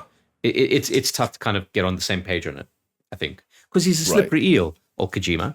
Okay, so unfortunately we have lost Chris, but we're nearly done with the podcast anyway. So me and Jamie are going to finish out the night because this Kojima story is the last one. So yeah, Kojima is... he's a difficult one to nail down anyway at the best of times. So I think with rumours and confirmed rumours and stuff, it's basically going to be impossible to know what's going on with this. Totally. Probably even after it comes out, Jamie, if it even comes out, because it's only a rumour at this point that the game's even being made. And that's the frustrating thing when it comes to not just Kojima nowadays, but Konami and Silent Hill and any of these franchises or titles. It's not so much about what's happening. Like you said, it's about how people latch onto it, what they decide to make up, the rumours they decide to spread, the things they want to read into too much. And before you know it, it'll have its own subreddit. And at that point, we've lost Jonesy, basically. We have, because of course there is another rumour which I didn't want to touch on immediately because it would have messed up my segue, which is that Kojima is working on a Silent Hill game for Sony. And of course this is something which we've been talking about for a while now, because we've been talking about Hassan Karaman and Abandoned and is this a Silent Hill game, and is Kojima attached to it, and blah blah blah blah blah blah blah blah. So okay, all right, Jamie, is this linked to Abandoned? Is this linked to Hassan Karaman? No. No on both fronts. Okay, do you believe that he is making a Silent Hill game? No. Okay, nice. See, that was the thing. Like Chris hinted earlier that Chris and I disagreed on some fronts. One of the things that I don't think is true, at least not in the way it's been presented at the moment, is that I don't think Kojima Productions are making a Silent Hill game. I think that Konami are serious about bringing back some of their classic gaming franchises and gaming IPs to the forefront and making premium AAA titles. I think that exploring, for example, the Castlevania series is a part of that plan. I think, as we said, exploring Metal Gear is definitely part of that plan. I think the Metal Gear Solid 3 remake is real. I don't know how far off it is and how early in development some of these projects are, but I think there's reasons to believe that all of those things are legitimate. I think Silent Hill is also coming back. And I think if you read between the lines on a lot of the rumours we've had, it seems to be that there are probably at least 2 Silent Hill productions going on at the moment. One based somewhere in Asia, one based somewhere outside of Asia. I think the one not based in Asia is Bloober Team. Again, that remains to be seen, but I think that there's, again, evidence and reasons to believe that that's true. Do I think that the Asian-based studio or the is Kojima Productions? I just don't see it. Because the other part of the rumor is that like Sony are bankrolling it. And I think they would do something like that. But that all just sounds a little bit too fortuitous, that all of a sudden all of these companies are playing ball and no one knows about it. The idea that Sony have stepped in to bankroll a new entry in a Konami-owned IP that would see Konami handing the reins back to the person they fired, who used to direct their Metal Gear games, and now giving him Silent Hill. Like, it just all seems a little bit, like I said, too good to be true. I don't know. There is I suppose, maybe a little ray of light for people that want this to happen. Could be that if Kojima is working as a consultant on a remake of Metal Gear Solid 3, then you could maybe see how you could say, well, okay, so the relationship isn't as sour as it used to be, and maybe because of that they've started to talk. That's the thing. I don't know if I believe that rumor either. I think any rumor that starts to get into the territory of Konami and Kojima is immediately, like mending their relationship and working together. I especially like look at Kojima Productions. Like they just signed a deal with Xbox. We're led to believe. Yep. Like there's just a little bit too much happening at once. And I think there's some things that are true and some things that aren't so much true. It also feels far too close to all the like as we alluded to, the abandoned stuff and all that bollocks and all the. Well, I think the abandoned stuff is unfortunate because I think something Silent Hill related has been happening for a little while now. Right. Like, and whether or not Hassan Karaman designed his big PR moves to revolve around that, I don't know. Maybe it was fortuitous, maybe it was planned, but I don't know, Jonesy. Like Chris said. It gets very dicey when you're dealing with quote-unquote confirmed rumours, and like the insiders sort of scene has never been more strange than it is now, where like some of them are becoming big names, and all of a sudden, you get a Andy Robinson at VGC or a Jeff Grubb and there are various others of different reliability levels, and it's almost like, if they say something like Jonesy, I remember the good old days where it was Jason Schreier or bust. Now he doesn't even do it anymore. Now it's all these new kids on the block. Well, who is it we were talking about last week with the Nintendo Switch? They basically said there was a 4K Pro Switch coming out. Forbes, but it's not Schreier. It's their Japanese guy. Right, Forbes, but not Schreier, who basically said, no, the 4K Pro Switch is coming out. We've talked to these companies. It is going to happen. And then the companies came out and said, no, it isn't. This isn't even true. So even these days, the people that should know what they're talking about don't apparently know what they're talking about. So it does get, it is a weird environment out there. And it is... Like you said, it's just like there's a lot of clout to be gained from being right on stuff, and a lot of people are trying really hard to be that guy, and it's working for some of them and not working for others. And like we said, like this is a mix of different stuff. This was kickstarted by Andy Robinson at VGC, who has got a good track record, especially in certain fields. He's good at Call of Duty, for example. He's great for that. But then this was piggybacked by like Eurogamer, who also have a good track record, and Eurogamer usually don't talk about it unless they know. And then Gematsu, I don't know how you pronounce it, and they're the one that brought up the Silent Hill Kojima Productions rumor, which then other insiders came out and said, no, I don't believe that's true. Yeah. So now we've got this story has reached the point of insiders versus insiders, and I think that's where we have to just declare like, hey, we don't really know. We have no idea. No idea. But, well, with that bombshell that we have no idea and we don't really know, I think it's probably a great note to end the show on. But we need a code word, though, so that people can put in the comments down below the YouTube video that they've made it this far. Is there anything that... Did we say anything funny this episode? 2 hours of rattling away. I'm not sure we managed it. What's one, like... I can't can't think of it. I can't even think of a funny tangent we went on. The only ones I can think of happened outside of the show, like A5 Wagyu beef. But That could still be.